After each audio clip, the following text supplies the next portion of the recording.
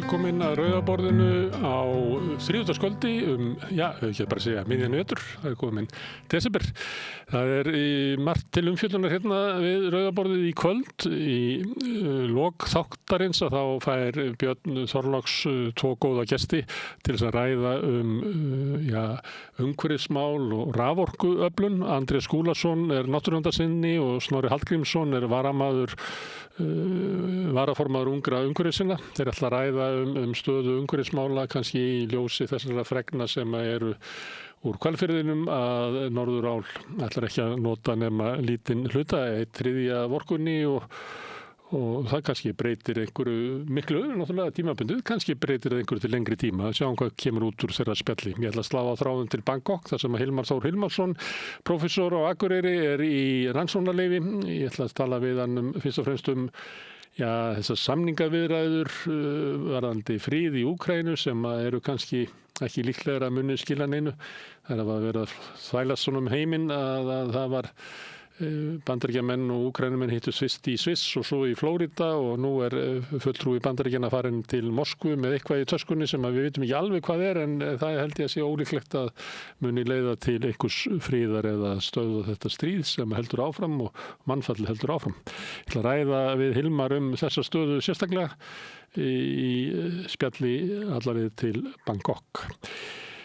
Það hefur hrært upp í okkur blaðamönnum allavega og ég býst við fleirum á landinu þessar fréttir að fréttarstöð 2 verði ekki sendar út helga lengur og það margt sem að bendi til þess hvernig stjórn fyrirtækisins talar að það sé ólíklegt að fréttastofan geti fundið svona sjálfstæðan rekstrargrundvöll sem að stjórnendur virðast gera kröfu Þetta hefur náttúrulega mikil áhrif á fjölmiðla á Íslandi sem að máttu kannski ekki við fleiri áföllum. Þeir hafa verið að veikjast á undanförnum árum og eru orðnir mjög veiki núna. Björn Þorláks ætlar að fá 2 blaðamenn til sín, Jón Trausta Reynisson sem blaðamaður á Heimildinni og reynda framkvæmdastjóri fyrirtækisins sem heldur enn úti og Ólafur Arnarsson sem blaðamaður á DVF. Þeir ætla svona að vera að velta fyrir sér stöðunni og hvað það sem að Logi Einarsson ætlar að kynna núna í vikunni til þess að styrkja einkarekna fjölmiðla. Skulum hlusta á spjalli þeirra á eftir en áður en að því kemur þá kemur Kristján Þórður Snæbjarnarson hérna í heimsókn og Sigurður Magnús ætlar að tala við hann. Kristján Þórður spurði út í það hversu mikið ríkisfyrirtæki legðu til samtaka atvinnulífsins og annarra svona hagsmunahópa fyrirtækjaeigenda. Það er svolítið skrítið að ríkisfyrirtæki séu að greiða inn í hagsmunagæslu einkafyrirtækja en þannig það. Þeir fara háar fjárhæðir, kannski ekki alveg eins mikið og fjölmiðlastyrkur en nálægt því og á svona yfir einhvers tímabili heldur eða verið að skoða 3 ára tímabil. Það er svona álíka mikið og fyrir listamannalaun á einu ári sem að ríkisfyrirtæki leggja í hagsmunagæsluna og lobbyismann í Borgartúni. Sigurður Magnús hittir Kristján Þórð hérna bara eftir auglýsingar eftir skamma stund en áður en að því kemur þá minni ég á að það eru áhorfendur að sá hluti áhorfenda og áheyrenda sem hafa gert áskrifendur sem að halda samstöðunni gangandi. Allt sem við sjáum hér og heyrið í boði þeirra og við þökkum kærlega fyrir. Ef þú vilt slást í hóp þessara bakkjarla samstöðarinnar til að samstöðin hafi eitthvað hlutverk í íslensku samfélagi og í ljósi stöðu fjölmiðla veist að ef almenningur stekkur ekki til og heldur upp í fjölmiðlunum þá munum þau bara fjara út. Ef þú ert þeim, þá ættur kannski að slást í þennan hóp og fara inn á samstöðum.is, það hnappur sem ástendur áskrift. Þar getur skráðið fyrir grunnáskristir sem 2.750 krónur á mánuði sem mér sagt að sé bara hlægilegt verð með það efni sem við búum hérna til. Þú mátt borga meira þú vilt og þeir sem kjósi getur látið áskriftin að renna sem félagsgjöld inn í Alþýðufélagið. Það er mynd Alþýðufélagið sem á og rekur samstöðuna. En meðan þú hugsa þetta og fara í tölvuna og skráðu þig þá ætlum við að sýna þér örstuttar auglýsingar og svo kemur Kristján Þórður hér og ræðir við Sigurður og Magnús. Ódýr og öflugur miðill 40.000 manns sjá eða heyra þætti samstöðvarinnar í hverri viku. Ef þú vilt auglýsa, sendu póst á samstöðin@samstöðin.is.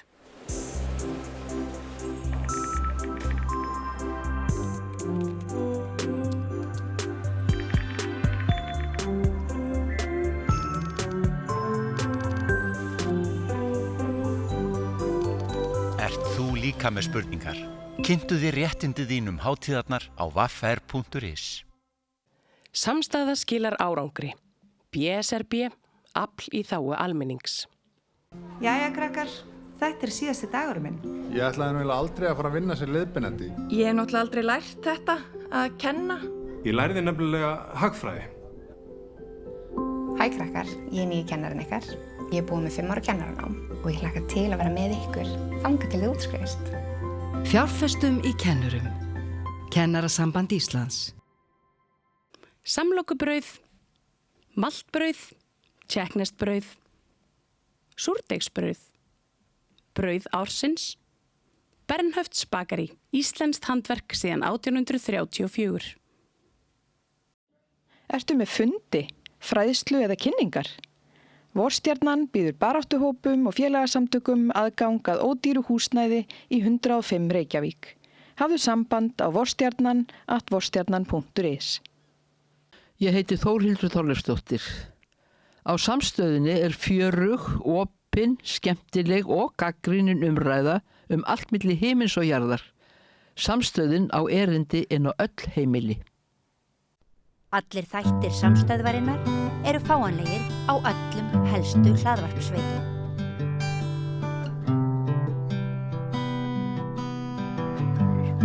Já, komið sæl. Til minni kominn Kristján Þórður Snæbjarnarson sem var forseti Alþýðusambandsins, formaður Rafiðnaðarsambandsins og núna alþingismaður. Já.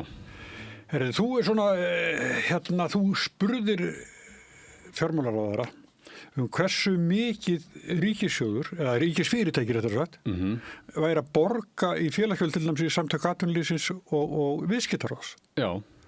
Og þetta eru svimandi upphæðir. Já, þetta er alveg töluverðar upphæðir og ég setti fram þessa svona fyrirspurn sem að við þingmenn getum gert og til þess að svona fá aðeins bara gleggri mynd á því hvað er verið að gera, hvað er verið að svona borga út og þarna er ég að horfa á auðvitað ríkið og þau fyrirtæki sem eru í eigu ríkisins, þessi opinberu hlutafélög og sjá svona hvaða upphæðir það eru sem fara þarna út og jú, þetta er alveg töluverðar upphæðir.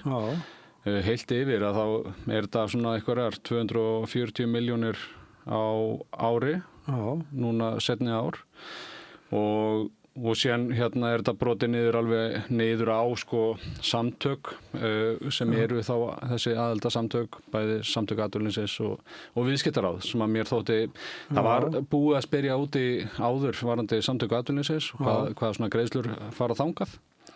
En mér þótti áhugavert að bæta við og sjá hvað færi þá til viðskiptaráðs sérstaklega. Hvert er hlutverk viðskiptaráðs í þessu? Svona almennt, já, það er auðvitað góð spurning. Hvaða hlutverk þau gegna í samfélaginu eru auðvitað hagsmunasamtök fyrir fyrirtæki og beita sér auðvitað bara í ýmsum þáttum sem að mér svona persónulega finnst ekkit endilega að ríkið eða ríkisfyrirtæki eigi að vera að taka þátt í. Segðu mér hvað er þetta langt aftur svo þetta að spyrja? Þetta eru síðustu 10 ár, frá 2015 til 2025, þess ár sem er að byrja og það eru þetta, er enda reyndar. Og já, þannig að það eru þessi ár. Og hefur, til dæmis, viðskiptaráð til að byrja með, hefur orðið ykkur breyting þar? Mikla hækkanir eða? Það hefur svo sem ekki orðið ekkert neitt miklar breytingar nema hvað það varðar að það eru fyrirtæki sem eru hætt að borga til viðskiptaráðs sem að gerist núna svona seinni tíð en líka fyrirtæki sem hafa byrjað að borga og þarna er verið að greiða einhverjar tæpar 10 milljónir til viðskiptaráðs af þessum fyrirtækjum og ef maður horfir á þessar 240 milljónir sem er á hverju ári og á þessu tímabili þá erum við að tala um einhverja 2 milljarða að það er nú fjármunir sem er hægt að nýta í margt annað sem að myndi gagnast fyrir ríkið, einhverja beina þjónustu til fólksins og sem að maður auðvitað bara velti fyrir sér hvort þetta sé, hvort að við eigum að vera þarna. En væntanlega hefur þú í fyrir störfiðinum staðið samningaviðræðum við ríkisfyrirtæki? Já. Og það alveg klárt mál og maður veit að hlutverk samtaka atvinnulífsins eru auðvitað að semja fyrir hönd fyrirtækjana, aðildafélaga þeirra við stéttarfélögin. En eru þá þessi ríkisfyrirtæki, eru þau aðilar að samtaka atvinnulífsins? Já, þá eru þau þar inni og þá er það samtaka atvinnulífsins sem semja fyrir hönd ríkisins, sem er auðvitað, og það er auðvitað hluti af þessu gjaldi sem er að fara í þá þjónustu. Og þar allavega. Og það er alveg hægt að svona færa rök fyrir því að slíkt sé eðlilegt, sko. Að þetta er náttúrulega bara þjónusta. En maður sér ekki alveg með beinum hætti til dæmis varðandi viðskiptaráð. Nei. Af hverju ríkisfyrirtæki eru þar í þá, já. Þú er aldrei orðið bara við viðskiptaráð í Karphúsinu? Nei. Ég hef ekki séð þau í Karphúsinu. Hef ekki samið við þau sem slík, sko. Þannig að nei. En þetta er eitthvað svona degur stofnun, sko, eða fyrirbæri? Já, þetta eru bara klár hagsmunasamtök fyrir fyrirtækin og hafa þetta verið notuð til þess að greina ýmsar hluti og beita sér á ýmsum sviðum. En þá ætti þau að þykja greiðslur annars frá heldur ríkinu, er það ekki? Jú, mér finnst það. Mér finnst að þetta ætti að koma úr öðrum áttum og mér finnst að ríkið ætti ekki að vera endilega að greiða í þessa hagsmunabaráttu þarna, því að nú er náttúrulega bæði hefur viðskiptaráð hafa verið talsmenn þess að draga úr greiðslum sem frá ríkinu til aðila, draga úr stuðningi svona víða og þá veltir maður alveg fyrir sér hvort að þetta sé eitt af því. Heldur mig ekki reikna með því að þetta verði eitthvað skoða betur? Ég held allavega það er allavega mjög gott að vera með þessa tölur, að sjá svona hvernig staðan er og já, vonandi verður hægt að fara dýpra ofan í þetta og bregðast við og reyna að draga úr. Ég held að það sé mjög skynsamlegt fyrir ríkið. Já, þetta hefur komið þér á óvart vantilega og félögðinum í þingflokknum? Já, þetta kom mér alveg verulega óvart og Já, þetta hafði ákveðna grunnsemdir einhverja upphæðir á bakvið þetta en mér finnst allavega kannski bara best í þessu er að vera komið með þetta upp á borðið, þannig að við sjáum þetta og þá er líka hægt að taka upplýsta umræðu það hvað við viljum gera og hvar við viljum vera í þessu. Já, sko, þetta er mjög háar upphæðir miðað við, sko, já, við vitum ekkert með kannski samtök atvinnulífsins, þau eru náttúrulega þá að vinna með fólk í vinnu á bakvið þessa peninga. Já, og við eru klárlega að vinna við samningaborðið. En síðan má alltaf spyrja sig, það má alltaf velta því upp hvort að ríkið ætti að sinna þessu sjálft eða hvort að þetta sé raun og veru hlutverk. En þetta er fyrirkomulega sem hefur verið og þetta hvernig er þegar kennarar eru, þá er opinberir starfsmennir, Já, þá er samninganefnd ríkisins sem semur þar. Þannig að samninganefnd ríkisins er til staðar, sko. Já, það er alveg rétt, sko. Og ætti þess vegna kannski að taka þetta yfir. Já, þetta væri hægt að velta því upp. Hvort að það væri réttari leið. En ég svo sem hef ekkert mótað mér endilega fasta skoðun hvað það varðar. Ég held að Það hlýtur að vera umræðu það eftir þetta. Já, eflaust. Þetta náttúrulega kom bara út í gærkvöldi. Þannig að nú er maður búinn að liggja örlítið yfir þessum tölum í dag og maður mun auðvitað að reyna aðeins að kafa dýpra ofan í þetta. Þetta er töluvert af upplýsingum sem er í þessu og það verða örugglega umræður þetta og samtöl sem verða tekin, ger ég ráð fyrir. En auðvitað bara, ég held að það sem er lykilatriði í þessu er að vera komið með þetta í hendurnar og geta tekið svona upplýst samtal. En tölum annað. Þetta er náttúrulega mjög góðar upplýsingar og þetta er náttúrulega að finna, ég vil bara á Facebook-síðunni til dæmis. Já, ég setti hlekk af Facebook-síðunni minni inn á Alþingisvefinn, þar sem að fyrirspurnin liggur. En sko, í nokkur ár hefur verið talað um það að þau eru að efla valdheimildir ríkissáttasemjara. Já.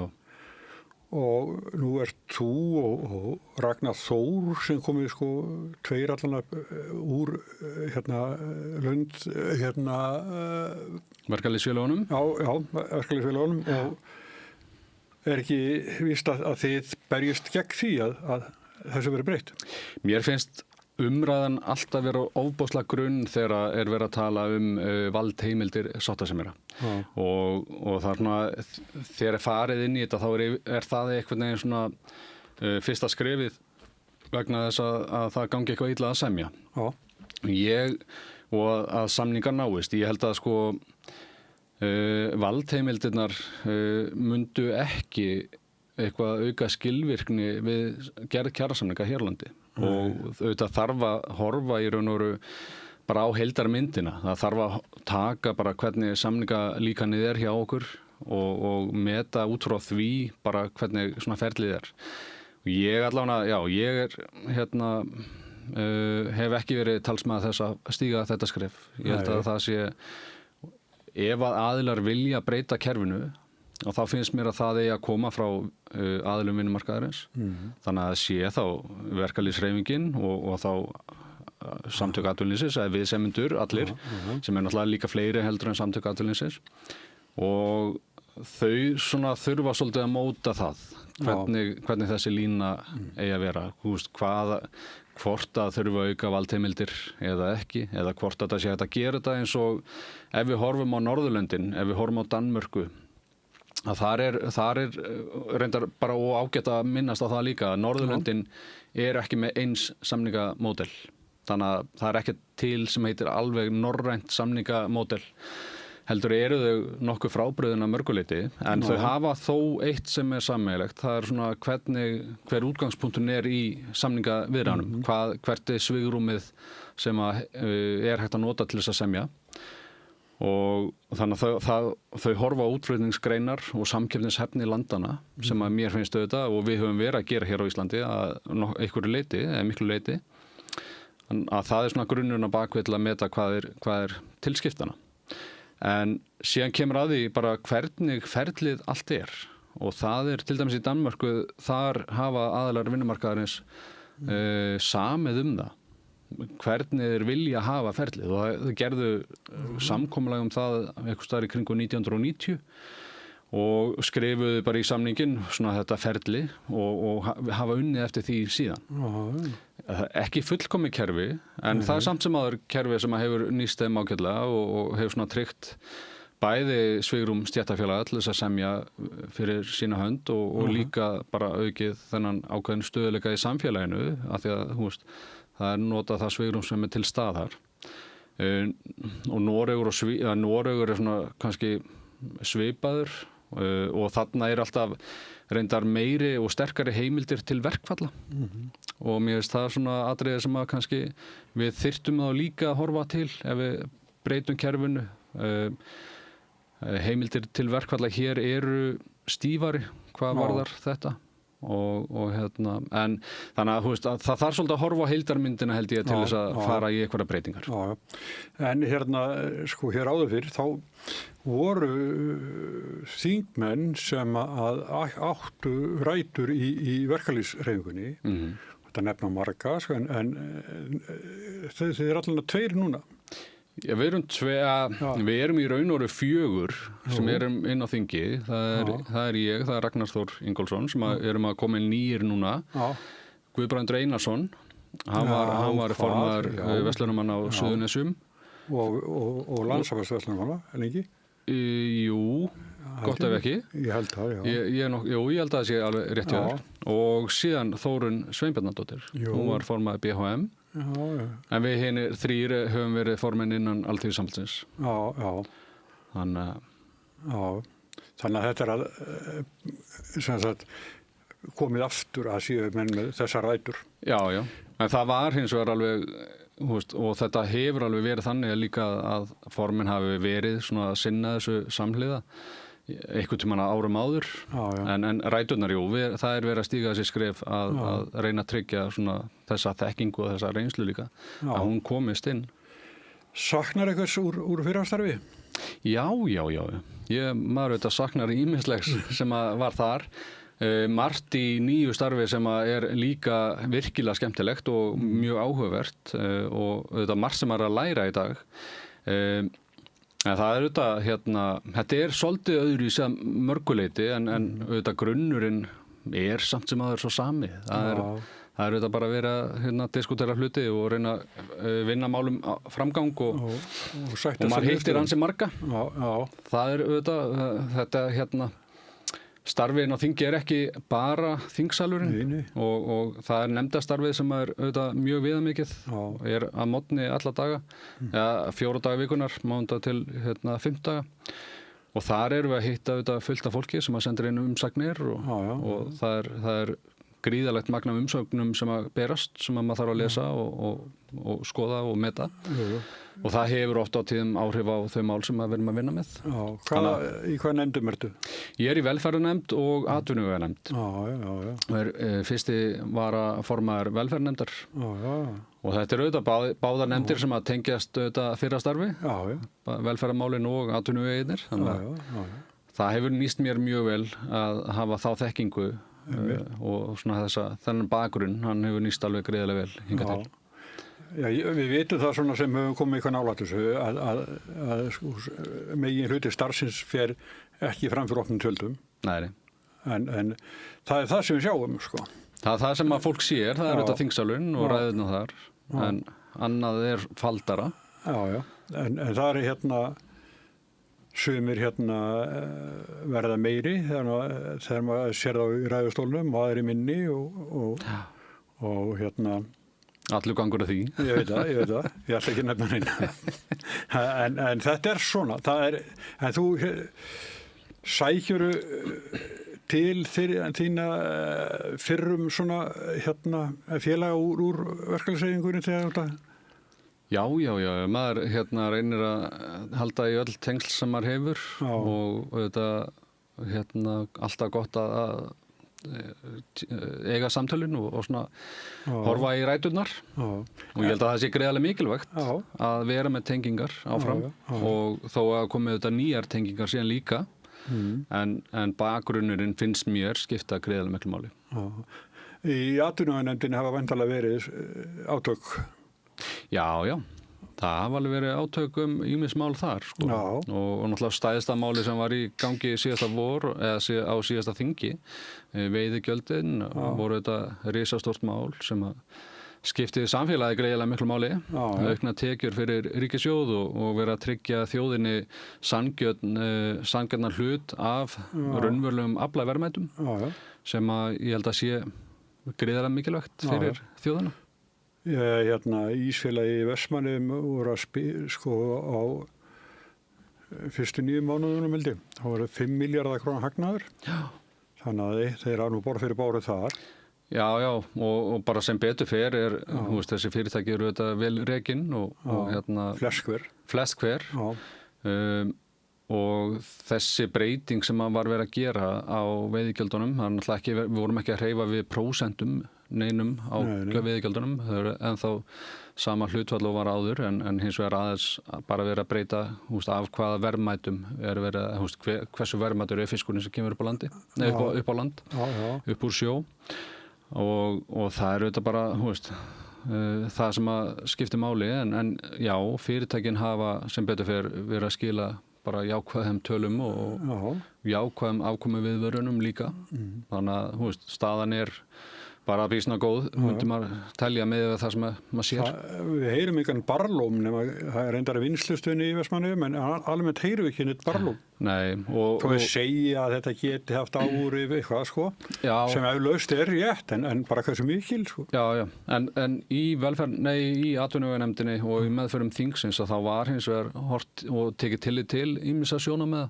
Það voru gerða breytingar í meðferð þingsins til þess að mæta þessum sjónarmiðum en auðvitað voru líka fyrirtæki sem voru í erfiðum rekstri fyrir og það auðvitað bara skuldsett fyrirtæki sem að hafa þurft að taka á þeim málum sem aldrei gaman en tengist ekki veiðigjaldinu sem slíku.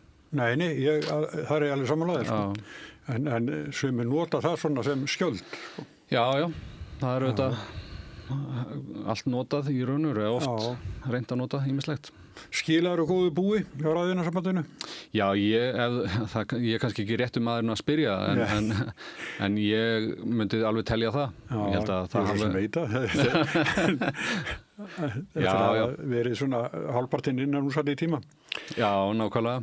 Og heyrðu, þetta sko, mér finnst þessi fyrirspurnin, mér finnst þú mjög góð og þarna eitthvað sem hefur orðið sjálfkrafa til, jafnvel einhverju peningatilfærslur. Sérstaklega aðtöða með viðskiptaráð.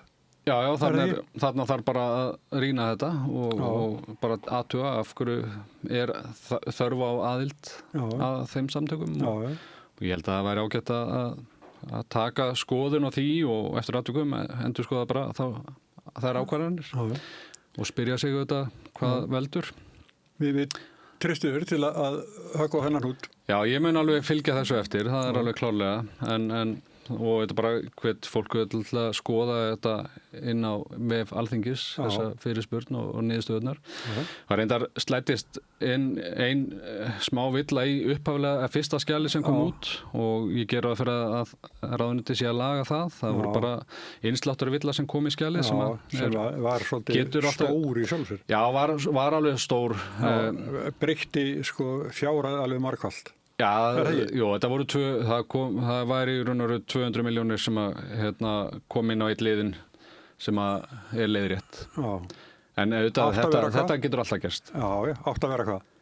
Þetta sem sagt eru 20 milljónir sem að það tífaldaðist. Já.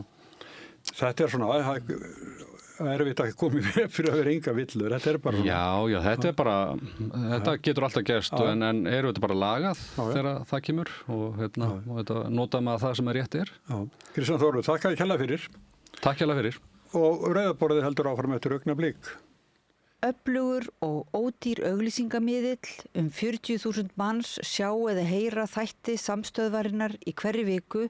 Ef þú vilt auglýsa, sendu post á samstöðin.is. Góðir fjölmiðlar eru mikilvægur partur af því súrefni sem sérhvert samfélag þarf á að halda. En góðir fjölmiðlar þeir þurfa ekki endilega að vera hlutlausir, en þeir verða að vera sjálfstæðir, alveg eins og góðir háskólar og traustir dómstólar þurfa að vera sjálfstæðir. Þeir þurfa að þjóna fólkinu, ekki valdinu. Ég heiti Þorvaldur Gylfason og ég styð samstöðina. Gerist áskrifundur á samstöðinni og taki þátt í að byggja upp öfluga og róttæka samfélagsumræðu.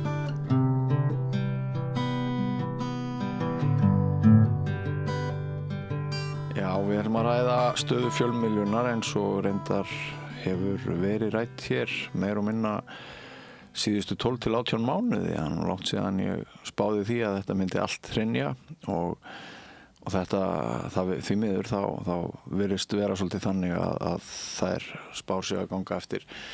Við höfum núna á síðustu vikum og mánuðum séð uppsagnir hjá flestum fjölmiðlum, held ég.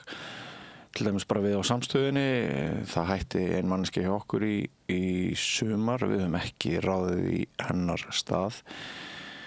Við heyrðum af uppsögnum blaðamanna á Heimildinni fyrir skemmstu, sama áttu við Mokkan. Ég held að hafi fækkað einn á DVF í sumar. Og svo hefur töluverða athygli vakið það sem að gerast hjá Sýn núna. Þar fóru 4 nú mánaðamótin og þar eru kvöldfréttir í hættu og búið að leggja af kvöldfréttir helgar.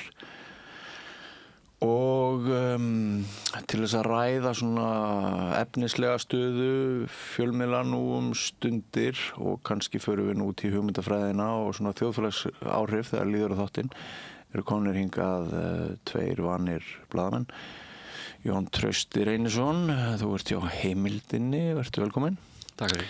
Ólafur Arnarsson, Eyjunni DVF, velkominn. Takk.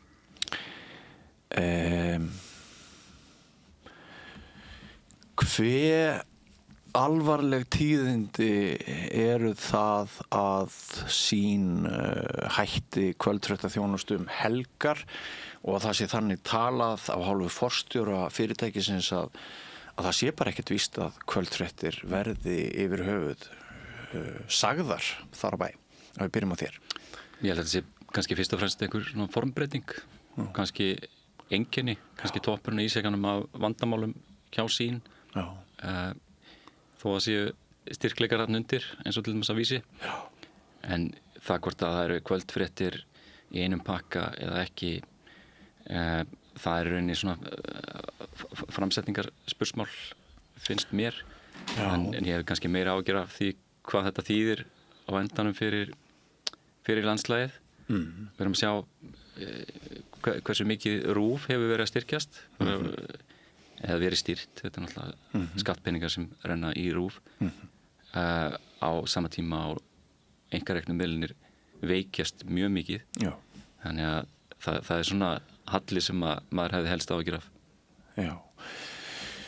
Líður þér ekki eins og að raunveruleg samkeppni hafi verið í þessum sjónvarpsgluggum á kvöldin á milli Stöðvar 2 og Ríkisútvarpsins? Ég man bara eftir því fyrir 20 árum þá var maður að horfa á RÚV-fréttinar og horfði á Stöð 2-fréttinar og þetta var mikið til sömu fréttinar, mikið til gert það sama og auðvitað alveg hræðilega erfið samkeppni fyrir Stöð 2 eða sín plus, hvað við kallum að keppa við ríkið. Og maður sér það bara og með tímanum þá missa þeir líka fólk af því að þetta er rekið á litlu fjármagni greinilega. En ég held að þetta sýnir kannski fyrst og fremst að samkeppni við RÚV er eiginlega ómöguleg fyrir svona miðl. Ég man eftir áhrifunum á RÚV þegar ég byrjaði að vinna hjá NFS og hélt svo áfram hjá Stöð 2 að við vorum náttúrulega að spýta í beinar útsendingar. Ég var fyrir norðan þá og var bara oft í viku með link í Hafnarstrætinu, Göngugötuna og Akureyri og svona. Þegar við byrjuðum á því þá fór RÚV líka að stórfjölga beinum útsendingum og vera með link í fréttatímanum og fara út úr fréttastofunni og áður fyrr þá getur maður bent á mjög mörg dæmi þess að samkeppnin hafi bætt þjónustu RÚV. Já, algjörlega og ég held að það standi alveg. Við sjáum bara að við skoðum fjárlögin núna að það er verið að stórauka framlög til RÚV á meðan einkareknu miðlunir fá að raunvirði lægri styrki en eins og þú þekkir sjálfur úr þessum bransa þá er þetta form kvöldfréttanna ekkert heilagt. Það er líka hamlandi. Það færir efnisvinnsluna eða fréttavinnsluna yfir í einhver fyrirfram ákveðin stutthólf og í rauninni er það ekki efnið sjálft sem ræður forminu, heldur formið sem ræður efninu miklu meira og þetta er til dæmis fyrir efnahagshrunið og í góðærinu svo kallar á sín tíma held ég að hafi verið skaðvaldur vegna þess að það voru þessi stöðugu viðtöl þar sem að stjórnmálamaðurinn sagði eitt og hinn stjórnmálamaður sagði annað og þá ertu komið með eitthvað form sem þú pakkar inn og færir fólki en sagan öll er aldrei sögð í þessu formi. Þetta er mjög svona brotakent form sem kannski hendar á TikTok-tímum. Annað sem að maður hefur verið hissa á hjá RÚV, það er að við erum ofta að fá sömu fréttir þar í kvöldfréttum og jafnvel eins rammaðar og við heyrðum áður í öðrum fyrr í fréttatímum RÚV og svolítið látið eins og að við séum ekki sítengd á internetinu að afla okkar upplýsingar frá móti kvölds. Þannig bara svona mín skoðun. Já, jú. Sumir vilja bara fá sinn skamt. Þetta er náttúrulega þetta er ansi mikil orka sem fyrir í að leita að fréttum og skrolla í gegnum alls konar miðla í staðan fyrir að fá bara einn skammt á borðið. Þarf ekki að pæla í því. Það er svona orka og margir sem leita leiðum til þess að minnka sóun á sinni eigin hugarorku dagstaglega. En já, það er svolítið svona smekks atriði hvort maður vilji bara fá 10 fréttinar. eða kvöldfréttirnar. En hvað finnst þér þetta? Ég er að telja upp sko fækkun blaðamanna ofan á gríðarlega fækkun sem hefur orðið. Við vorum 100 hérna áður fyrr og einhverju tugir held ég bara eftir svona virkir í bransanum og okkur bara fækkar frá mánuði til mánuðar. Já, það er náttúrulega tvær hliðar á þessu. Í fyrsta lagi er kannski orðið auðveldara að vinna fréttir, ef við hugsum frétt bara sem einhvers konar einingu. Auðveldara að ná í upplýsingar heldur en áður. Og síðan er það náttúrulega bara tilfærslan. Fólk er að fara úr fjölmiðlum eins og veist, yfir í störf hjá ríkinu og hinu opinbera. Það er svona okkar reynsla að fólk er yfirleitt að færa sig frá einkarekna fjölmiðlunum yfir til borgar, ríkis, stofnana og svo framvegis, ríkisútvarpsins. Þannig að hvað finnst mann það? Svona heilt yfir þá hef ég haft trú á því að það skipti máli að ríkisútvarpið sé sterkt og ekkert harmað sterkast stöðu þess, ekki verið að lýsa ríkisútvarpinu sem einhverjum fíl í stofunni og svoleið sem að margir hafa gert á yfirlýsingamarkaði en svona til lengri tíma og í framhaldinu þá er þetta náttúrulega svakalega mikil áhætta sem við sköpum með því að safna allri fréttamiðlun raunverulegri á einn stað ef við framreiknum þessa tilhneigingu og sér hvernig þetta er gert hvernig þetta gerist í Ungverjalandi, í Pólandi og fleiri löndum þar sem að þú færið einhver stjórnvöld og nú sjáum við bara mikla sviptingar í könnunum, við veitum ekkert hvaða stjórnvöld verða hér eftir nokkur ár og ef það er búið að svona nokkurn veginn eyða einkareknum fjölmiðlum að miklu leyti, langmestu leyti og þeir snúast að afreita eitthvað fyrirfram unnið efni til að fá flettingar, til að skrimta, til að lifa af dag frá degi, þá held ég það sé ekki sko áhætta sem við viljum bjóða upp á að því RÚV er náttúrulega undir á endanum einhverju stjórnmálavaldi og hvað gerist í okkar litla samfélagi ef þessi þróun verður á Íslandi og nú erum við ekkert að við getum ekki lyft okkur að útiloka að það verði einhver svona orbanísk þróun á Íslandi eins og víða annars staðar er að verða í auknum mæli bendir bara á mjög hraðan uppgang Miðflokksins sem hefur svona hotni síður RÚV og svo framvegis ef sem stjórnmálavaldi tekur sér þetta vald og fjarlægir armslengdina frá RÚV og það eru nánast engir einkareknir miðlar raunverulegir, þú getur verið með einhver blaðamenn en þeir eru eins og við vitum það skiptir máli hvort fólk sé með tækifæri til þess að frumvinna efni til að ígrunda efni eða til að vinna það lengra og til að setja það fram á ákveðin hátt sem er ekki bara til að framleiða smellur birtingar þar sem er lífæð þessara fjölmiðla sem við erum yfirleitt að tala Vísir, MBL, DF.is smellir er það sem einn smellur er ein tekjueining skiptir ekki máli hvort þið eigið 3 dögum eða korter í að vinna þá frétt jafnmiklega tekjur en það er svona það sem maður hefur áhyggjur af að geti orðið þróunin og bara öll eggin séu sett í eina körfu sem er í höndunum á stjórnmálavaldinu.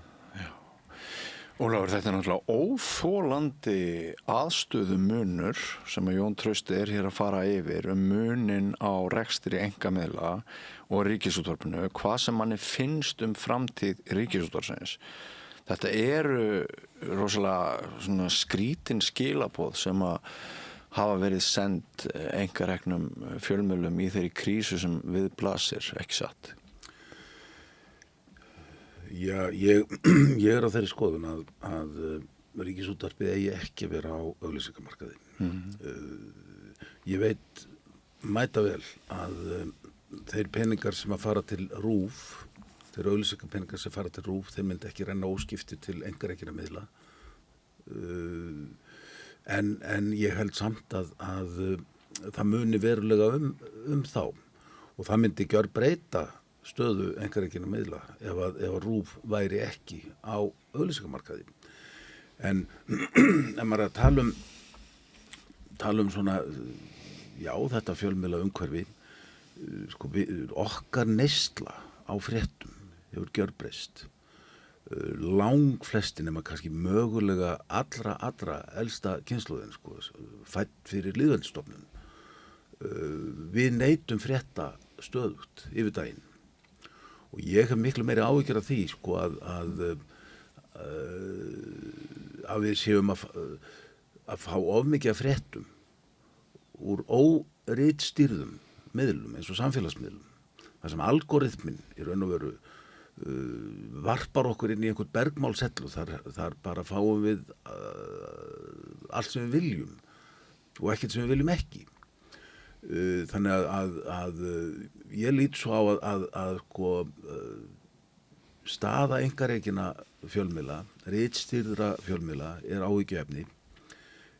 Ég held hins vegar að bæði RÚV og mig langar nú til að kalla það ennþá Stöð 2 en segjum sín. Ég skil nú ekki á hverju því vörumerki var hent, Stöðvar 2 vörumerkinu, eitt allra dýrmætasta á landinu, hefði ég haldið. En mér finnst báðir þessir fjölmiðlar hafa í raun og veru brugðist. Við fáum fréttirnar yfir daginn og við þurfum ekki að láta segja okkur sömu fréttirnar í fréttatíma klukkan 6:30 eða 7. Ég vil miklu frekar sleppa fréttatímum og fá eitthvað kastljósþátt þar sem farið og það kafað svona aðeins dýpra inn í. Það farið aðeins bakvið. Og þar held ég að bæði RÚV og Sýn séu að bregðast og þetta er auðvitað visst áhyggjuefni með Sýn en Sýn hefur náttúrulega gengið í gegnum eigendaskipti og það eru konir nýir aðilar þar að. Maður sér náttúrulega mikinn áherslu mun í fréttaflutningi Sýn núna bara á síðustu mánuðum. Hvernig? Það eru sömu aðilar að ná tökum á Sýn eða eigum að segja aðilar úr sömu blokk að ná tökum á Sýn og eru með öll tök á Morgunblaðinu. Já, og þetta sést alveg. Hvernig hefur þú séð það? Ég bara sé það bara í fréttaflutningum. Ég sé það bara í vali viðmælenda. Já. Er verið að dilla útgerðinu umfram það sem var? Já, það er dálítið merkilegt sko að ég áttaði mig á því daginn. Ég bara hlusta á innhringi tíma á Reykjavík síðdegis. Og ég var svona, ég ætla nú ekki að vera að hlusta út af sögu. Þetta var eins út að saga og sko, allir þessi miðlar eiga rétt á sér en Stöð 2 eða Sýn hefur breyst og síðan er kvarta mikið þar, það er kvarta mikið undan því að RÚV hafi of sterka stöðu og eflaust er það rétt en það hafa verið teknar ýmsar ákvarðanir í rekstri Sýnar sem að mætti vel setja spurningamerki við.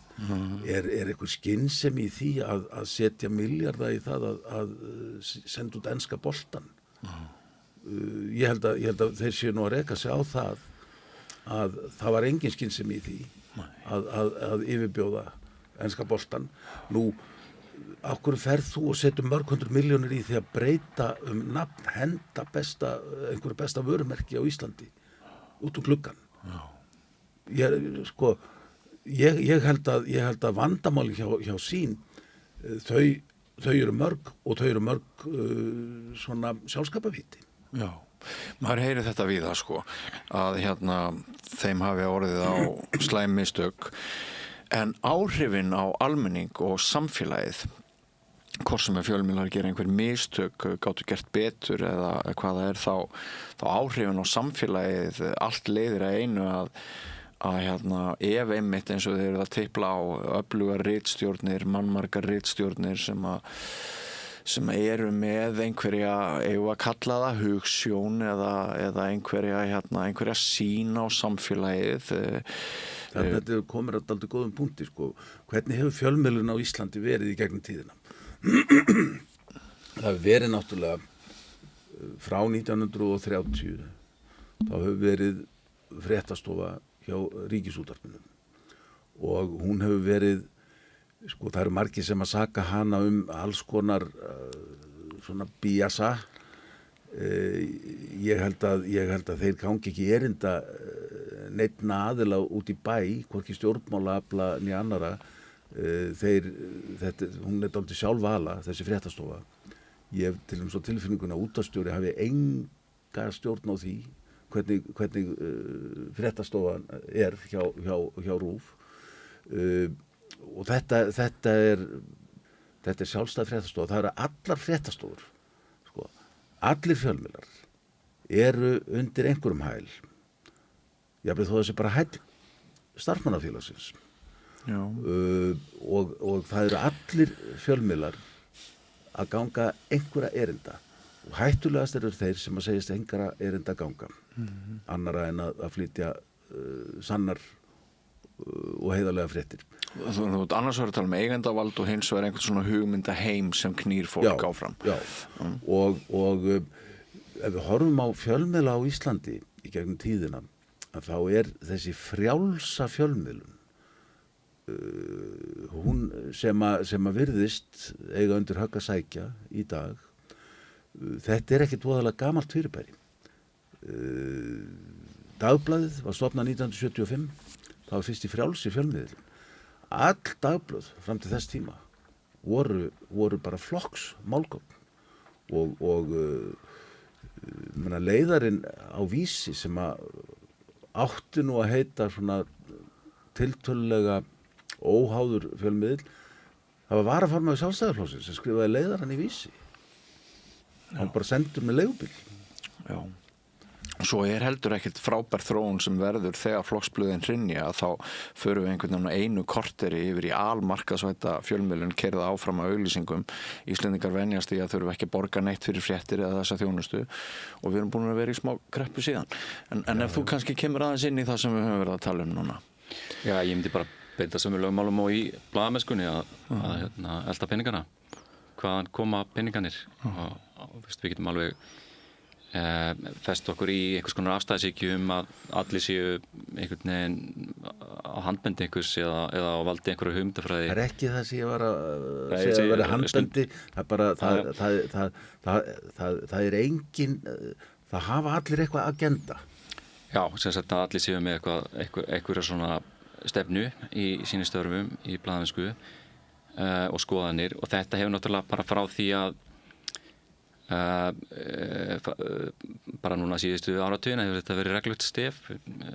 Man bara eftir Davíð Oddssyni gjarnan tala um það væri nú til dæmis bara heilbrigðar að vera með flokkskírteini og vera í flokknum heldur en að leyna því að maður sé með einhverjar skoðanir.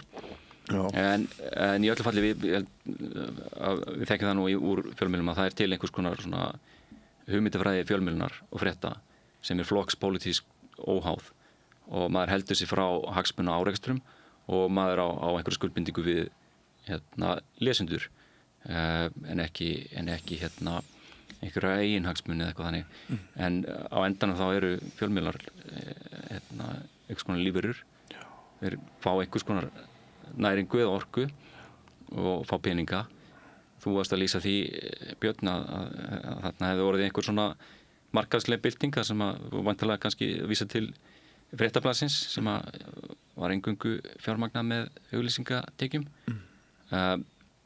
Ólafur, þú varst að lýsa Dagblaðinu og DFF sem var náttúrulega alveg gríðarlega öflugur miðill, sérstaklega á 9. áratugnum, í krafti lesenda, með fjárframlögum frá lesendum sem sá ástæðu til þess að styðja óháða blaðamennsku og voru vantanlega komin með nóg af þessu sem að Ólafur að lýsa að leiðarar séu skrifaðar í eina stjórnmálaflokka og það sé fólk að taka þátt í stjórnmálum á fullu samlega blaðamennsku sem ennþá að gerast.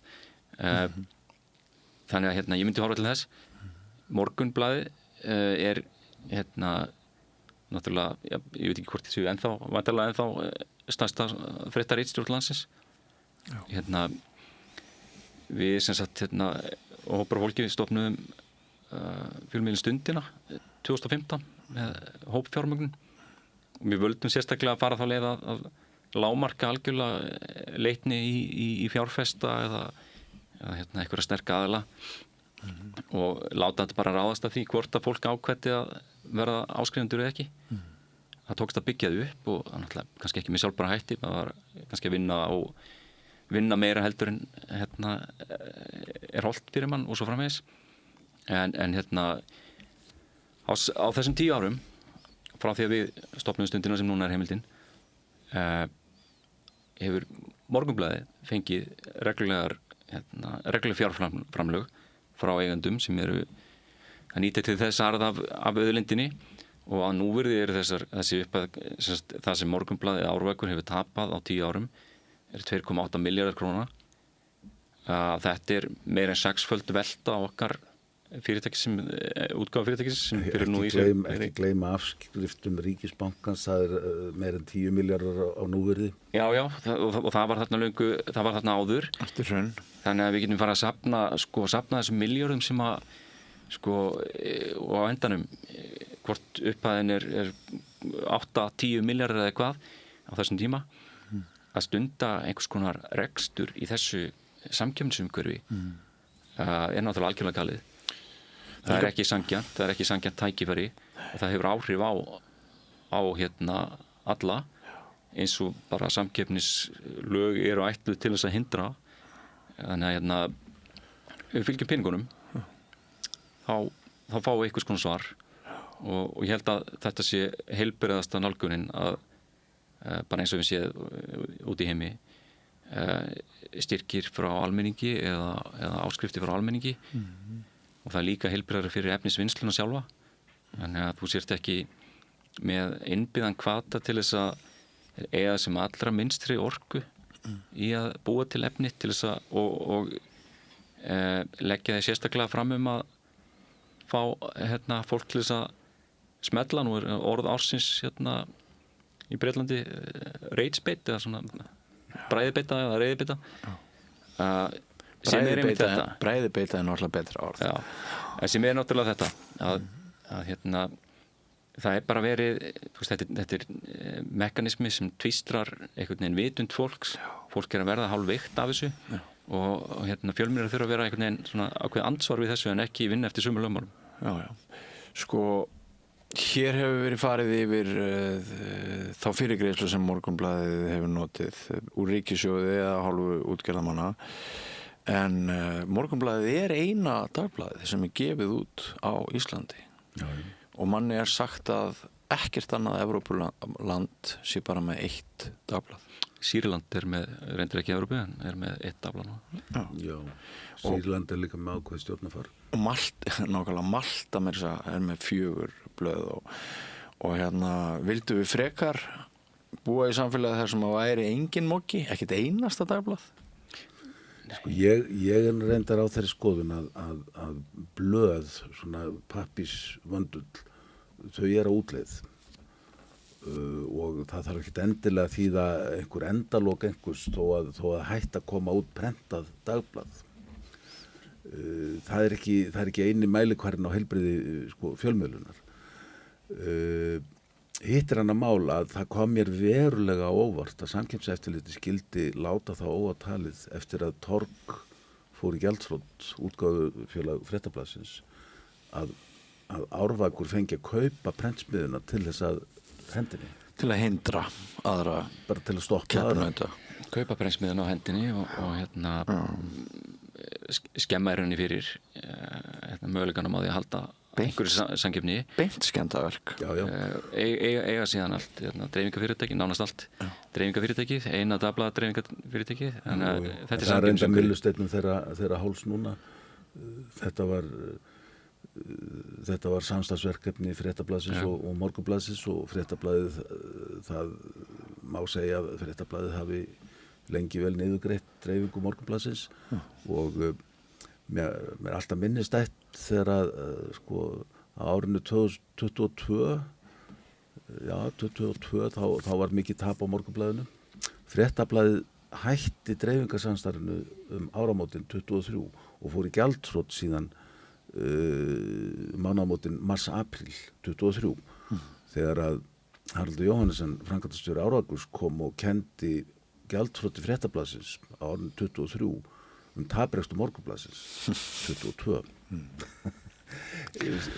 Málið er að þetta er náttúrulega erfitt land, Ísland. Við sjáum bara vandræðin hjá póstinum og hvernig pósturinn er að höggva í einkarekin fyrirtæki með því að vera með í samkeppni, niðurgreiddri samkeppni að því virðist við einkarekin fyrirtæki og er þannig að í raun og veru að taka súrefnið af einkafyrirtækjum sem er að reyna að veita þjónustu víðs vegar um landið. Þetta dreifingafyrirtæki sem að Morgunblaðið er með núna, þetta er ægileg peningahít. Já. Ég er á þeirri skoðun. Ég ætla ekki að vera að segja hvort það sé gott eða vond. Ég held að prentmiðlarnir muni hverfa. Við munum bara vera með þetta í spjaldtölvunum okkar. Þetta er bara form svo sem, skiptir ekki öll máli á hvað formi, það getur verið einhver markmið með því að viðhalda þessi formi, einhver áþreifanlega. Já. Ég átta mig á því að sko verðmætin í pappírnum hjá Morgunblaðinu er það að auglýsendur, þeir vilja frekar auglýsa á pappír en á skjá. Sko, vandamálið er náttúrulega einhverju leyti að fjölmiðlar njóta ekki stuðnings hins opinbera sem skildi þótt að sé einhverja smáskammtalækningar í gangi en annað vandamáli er kannski það sem við höfum aðeins teiplað í kringum sem er það að einhverja kannanir hafa verið kynntar sem sýna það að 70% Íslendinga eru áskrifendur af Netflix sem býður náttúrulega í mestum mæli upp á afþreyingu en einhverja kannanir hafa verið gerðar líka sem sýna það að bara 20% Íslendinga eru tilbúinir að greiða fyrir fréttir og það er svona spurningin hvernig við snúum okkur í þessu sko erum við bara svona á leið í einhverja forheimsku við höfum minni áhuga á samfélagsmálefnum sem kosta tíma og orku og gagnrýna hugsun er þetta eina afleiðing algoritmana eins og hér hefur verið tiplað á að við erum komin í búblur og nennum ekki kynna okkur hina hliðina og viljum bara líta undan spila á fyluna á meðan eða strengja hljóðferðið á meðan róm brennur eða að hve miklu leyti er þetta ábyrgð einstaklingana, stjórnvalda, fjölmiðlana sjálfra og svo framvegis að reyna að halda úti góðu samfélagi og upplýstu. Ég held að fyrsta lagi þá snýst þetta svolítið skilgreininguna á fréttum. Hvort þetta sé réttmætt niðurstaða í rauninni. Við höfum gert okkar eigin kannanir sem sýna það þó svo að fólk sé ekki tilbúið til þess að borga fyrir fréttir sem slíkar en það er það nú ansi vítt mengi af einhvers konar efni. Þá er það tilbúið til þess að borga fyrir rannsóknarblaðamennsku sem er líka spurningum skilgreiningu og er kannski margs konar skilningur á en felst vantarlega í því að nota ákveðni vinnu og ákveðni heimildanótkun nota fleiri heimildir til dæmis og kannski einhver viðhorfi líka að láta ekki eitthvað ytra hamla sér í fréttavinnslunni þannig að já og svo kemur að því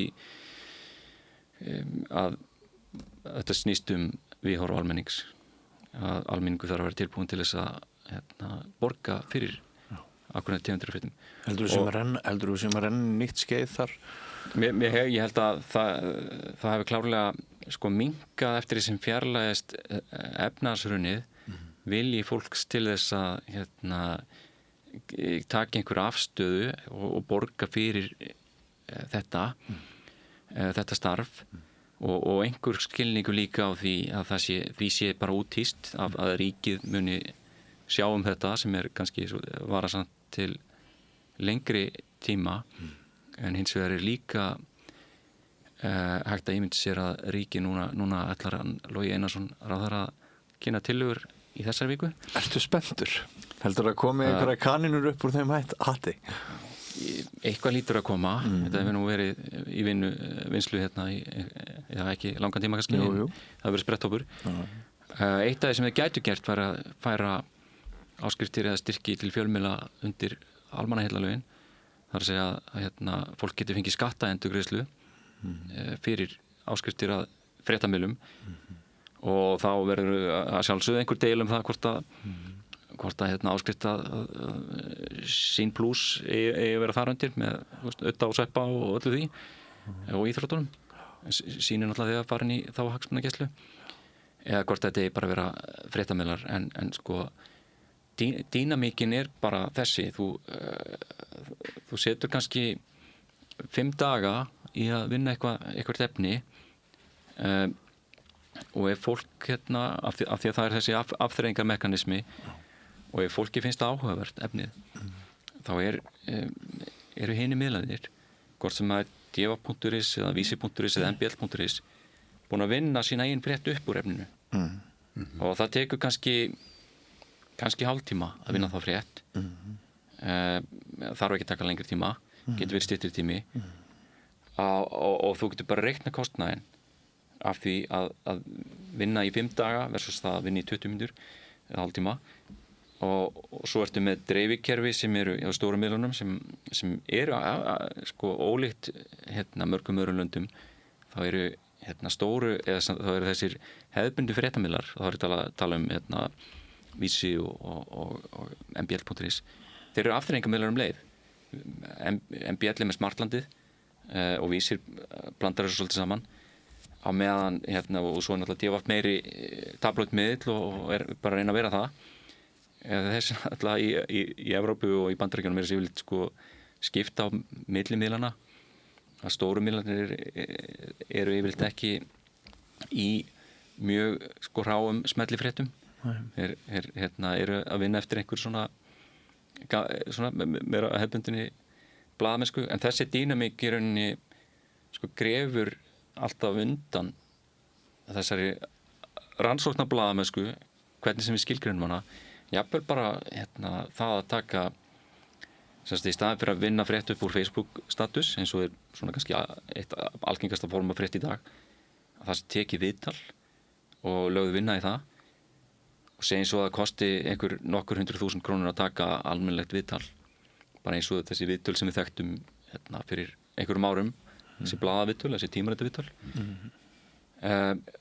stóru miðlanir og bara upplifið þetta nýlega smartlandið, afritar part af viðtalinu setur einhverja meira kressandi fyrirsögn á það og setur kannski hlekk svona neðst það sem að sést ekki mjög vel og bregst hefur ekki við tilmælum eða beinum að gera hlekkin greinilegri og þarna við erum með tilfellega sem að við viljum auðvitað fjölmiðlar vitni í aðra fjölmiðla og þú þarft ofta að vitna í fréttir annara en það er alveg eðlismunur á því að gera það og taka einhverja svona afþreyingafrétt sem því að varar ekki neitt þjóðhagslegt mikilvægi eða glæpafréttir eða eitthvað þannig og bara afrita það frá miðli sem varði orkun í að afla vinnar sérst að afla efnisins og byrta það á stórum miðlunum og þú veist svona geta fjölmiðlar bara kannibalisera aðra fjölmiðla og komið í veg fyrir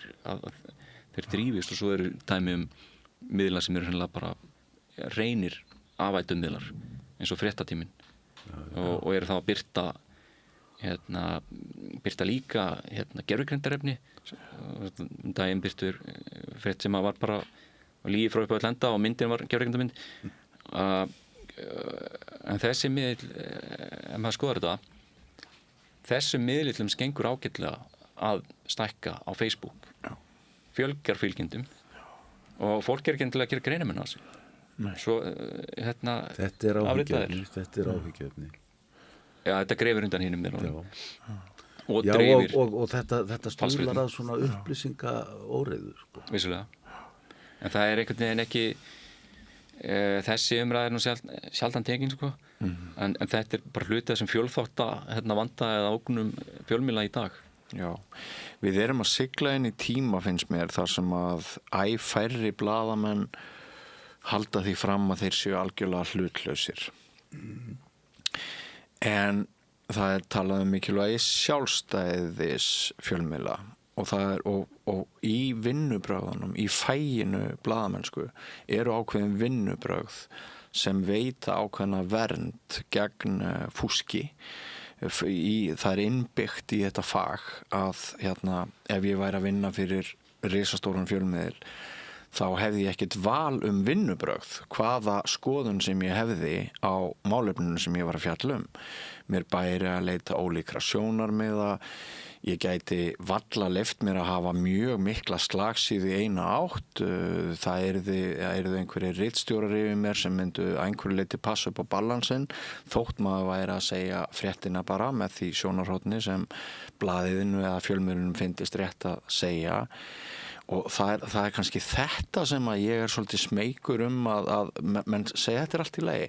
Stóru fjölmiðlar eitthvað að veikjast en það er alltaf að spretta upp podcast og eitthvað svona og þau hlaupa inn í þetta gat sem er að myndast og svo reynda að rífast það hvort þau séu fjölmiðlar eða ekki.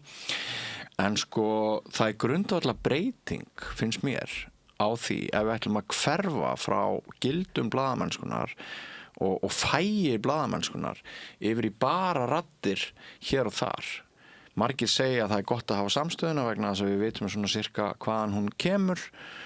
Þá held ég sér reyndar verið að átt við samfélagspólitík, samfélagssýn frekar en úr einhverjum einum flokki og ég tek bara undir það. Við erum hérna flest við deilum einhverju sýn á samfélagi þannig að þú getur gengið nokkuð að í vísu hvaðan við komum. En ég legg mig ekki líma við að fá öndverð sjónarmið þegar ég er með einhvern spjallþátt eins og við erum í hér og svona og ég lít ekki aga blaðamennskunar þegar ég er að vinna hér, hvorki ég né aðrir á hinum miðlunum. Er þetta ekki svolítið varasum þróun? Jú, ég meina þú þarft að hafa ákveðna umgjörð til þess að gera þetta eins og þú varst að lýsa sjálfur og þetta er að leysast upp smám saman og afleiðingin er svo að þú færð rauninni ódýrari fréttavinnslu en svo varstu með þessi viðhorf eins og hafa komið frá stjórnmálamönnum að það séu allir í rauninni fjölmiðlar þessi miskilningur á því hvað fjölmiðli er eða fréttamiðl. Við erum alltaf að tala fréttamiðla og fréttamiðla geta vissulega verið með einhverja slagsíð og það er ekki eitthvað sem er í rauninni í prinsipinu eitthvað óeðlilegt að einhverjir séu á þessar línu og einhverja aðra á annar línu. Svo getur maður haft skoðan á því hvort sé eðlilegt að stunda stjórnmálastarf samhliða blaðamennsku og allt það, fréttavinnslu eða það sé kerfisbundið.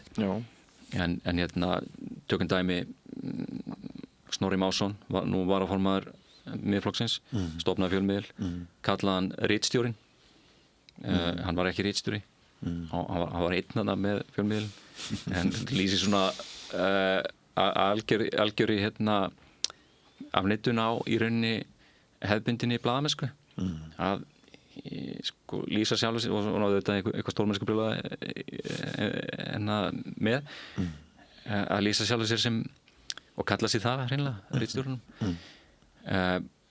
Þetta er held ég eitthvað sem íslensk samfélag stendur ekkert auðvitað undir eins og við sjáum að það er verið niðurgreiða starfsemina, samkeppnisumhverfið er í algjöru rugli bæði út frá bara fréttavinnslunni og bara fjárhagnum. En þetta er mekanismi sem við þurfum svo mikið á að halda í dag á meðan það er að vera að vinna það sem ég kalla fréttir. Það eru unnar hjá stofnunum og ráðuneytinu og svo er núna ráðuneytið farið að bústa einhverja fréttir sínar á Facebook til að dreifa þeim. Samfylkingin er búin að stofna sinn eigin fréttamiðil og borga fyrir það með fjárframlögum til þingflokka. Það er verið að grauta þessu öllu saman. Hvað segir við? Það eru fordæmi fyrir því að stjórnmálasamtök noti ríkisstyrki til að fjölmiðla. Eitt er að gera það, annað er að nota budget sem er til að starfrækja þingflokkana í það Stjórnmálasamtök getur auðvitað valið hvernig verið sínum fjármunum en svona hittir hluti í rauninni af svona rekstri Alþingis. Þannig að við komum að því hver er skilgreiningin á frétt, hver er skilgreiningin á blaðamennsku og ritstjórn og ritstjóri, hvað er þetta? Það er búið að hræra alveg í þessum potti endalaust til þess að þynna þetta og þetta sjá til dæmis í Bandaríkjunum hvað það getur gengið langt. En leiðin til þess að sé raunverulegt að byggja upp þessa flóru, að rækta lífrænt það sem að sko ritstjórn er og þannig að fólk geti lifa af þessu raunverulega og þetta er ekki bara eitthvað svona þrep í áttina því að verða í þægilegu upplýsingafulltrúastarfi á ríkinu eða komast inn í fara í gegnum einhverja hringkurð og enda í einhverjum fjársterkum fyrirtækjum á endanum. Það þarf að laga samkeppnisumhverfið til þess að gera það. Það er ekki nóg að henda einhverjum fjárframlögum. Það þarf að koma í veg fyrir það og spyrja hvort ég var spenntur fyrir því sem Logi var að fara að kynna. Maður er bara búinn undir hvað sem er. Ég gerir ráð fyrir að hann sé að fara að reyna að efla einhvern veginn stuðningin. Ég held að það mun ekki bjarga sín eða breyta því hvernig Morgunblaðið vinnur eða neitt þannig. Það sem ég var spenntur fyrir að sjá væri að þeir settir einhvers konar reglur um að það mætti ekki niðurgreiða fréttamiðlana. Það er að segja að þeir fengi ekki styrki ef þeir hefðu verið niðurgreiddir ár eftir ár í einhverjum skilningi. Þannig að það sé ekki meinar að eigendur hafi verið að leggja til fé. Já, það sé bara skilyrði það er náttúrulega skilyrði að þeir séu ekki í fjárhagsærleikum í einhverjum Evrópuskilningi í loka árs á undan. En þetta sem við erum að tala ef það er fjölmiðill sem hefur fengið 2,8 milljarða króna eða er bara á fjárlög eða þú veist, fær peninga í gegnum bændarsamtökin eins og Bændablaði þetta er ekki þessi skilningur á óháðri blaðamennsku sem að hinn vestræni heimur hefur. Ég held að það verði að breyta þessu til þess að það sé hægt að rækta upp raunverulega óháða ritstjórnir og viðhalda þeim með öllu því sem þú varst að nefna að þarf að vera til staðar til að það sé lagskipt vinnan. Það sé ekki bara einhver einstaklingur sem má vissulega hafa hvaða skoðun sem er en að það sé verið að vinna eftir einhverjum vinnureglum og stöðlum og að þetta vinni gegn þessari upplýsinga óreiði sem fólk eru glórið lit af að heyrum en er aldeilis vaxandi núna. Já, sko ég velti fyrir mér erum við að heyra alla söguna erum við að sjá í gegnum þetta allt saman þessi vandræði sem sín er í ég ætla ekki að draga úr því að rekstrarreikningurinn sýnir að það eru vandræði þarna en ég hjá eftir því að Þórhallur Gunnarsson sem var nú svona innsti koppur í búri á sín til skamstíma hann blés á þetta sem forstjórinn sagði að fréttastofan væri í hættu. Hann sagði þetta er nú aðar tekjulind stöðarinnar og ég velti fyrir mér er verið að spila eitthvað leik þarna er þetta eitthvað leikur í gangi á núna að stilla stjórnvöldum upp við vegg og neyða þau til að koma með eitthvað útspil ef sín lokar sjónvarpsfréttastofu sinni þá verður náttúrulega áframstarfandi fréttastofa á Vísi fyrir Vísi og Bylgjuna en ef þeir loka fréttastofunni þá er sjónvarpsstöðin sín ekki orðið annað en svona einhver streymisveita eins og bara Netflix og þar held ég að sín muni finna til tefasins vegna þess að þeir hafa ekkert upp á að bjóða sem getur keppt við Netflix og þessar veitur. En svona rétt í lokinu við þurfum að fara að setja punkt. Ert þú bjartsýnn á að Logi muni færa eitthvað fram sem gagnast fjölmiðlun og þar með almenningi og almannahagsmunum verulega núna í vikunni? Ég er tiltölulega bjartsýnn. Ég veit að Logi er búinn að vera liggja yfir þessu og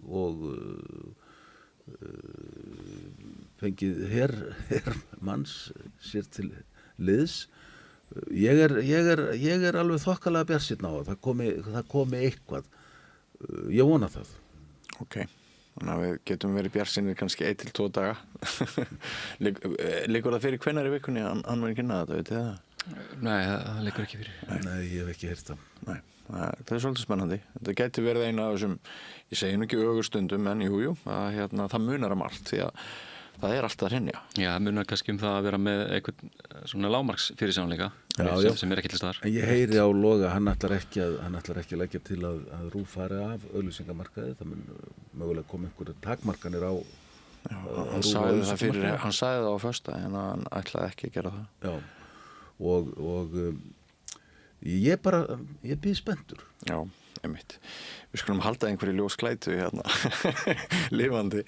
Þangað til ég hitti ykkur næst. Kærar þakkir fyrir komuna, Jón Trausti og Ólafur. Gott að fá ykkur af þessu borði og gangi ykkar fjölmiðlum vel. Takk. Sömuleiðis. Takk. Og áfram veginn ekki fara langt. Alþýðufélagið er eigandi samstöðvarinnar. Markmið félagsins er að auðga og bæta umræðu í samfélaginu. Allir geta gengið í Alþýðufélagið með því að skrá sig fyrir áskrift að samstöðinni. Samstöðin.is. Frjáls fjölmiðlun á í vök að verjast, allstaðar, ekki bara á Íslandi. Peningavaldið og sterku hagsmunaöflin eiga greiðan aðgang að stjórnvaldi og fjölmiðlum og eiga jafnvel sína eigin fjölmiðla. Þess vegna er samstöðin svo mikilvæg. Hér er pláss fyrir allar raddir. Málin eru krufin til mergjar og samtölin eru stór og innihaldsrík. Samstöðin er mikilvægt lýðræðistæki. Ég heiti Kristín Helga Gunnarsdóttir og ég styð samstöðina. Allir þættir samstæðvarinnar eru á YouTube.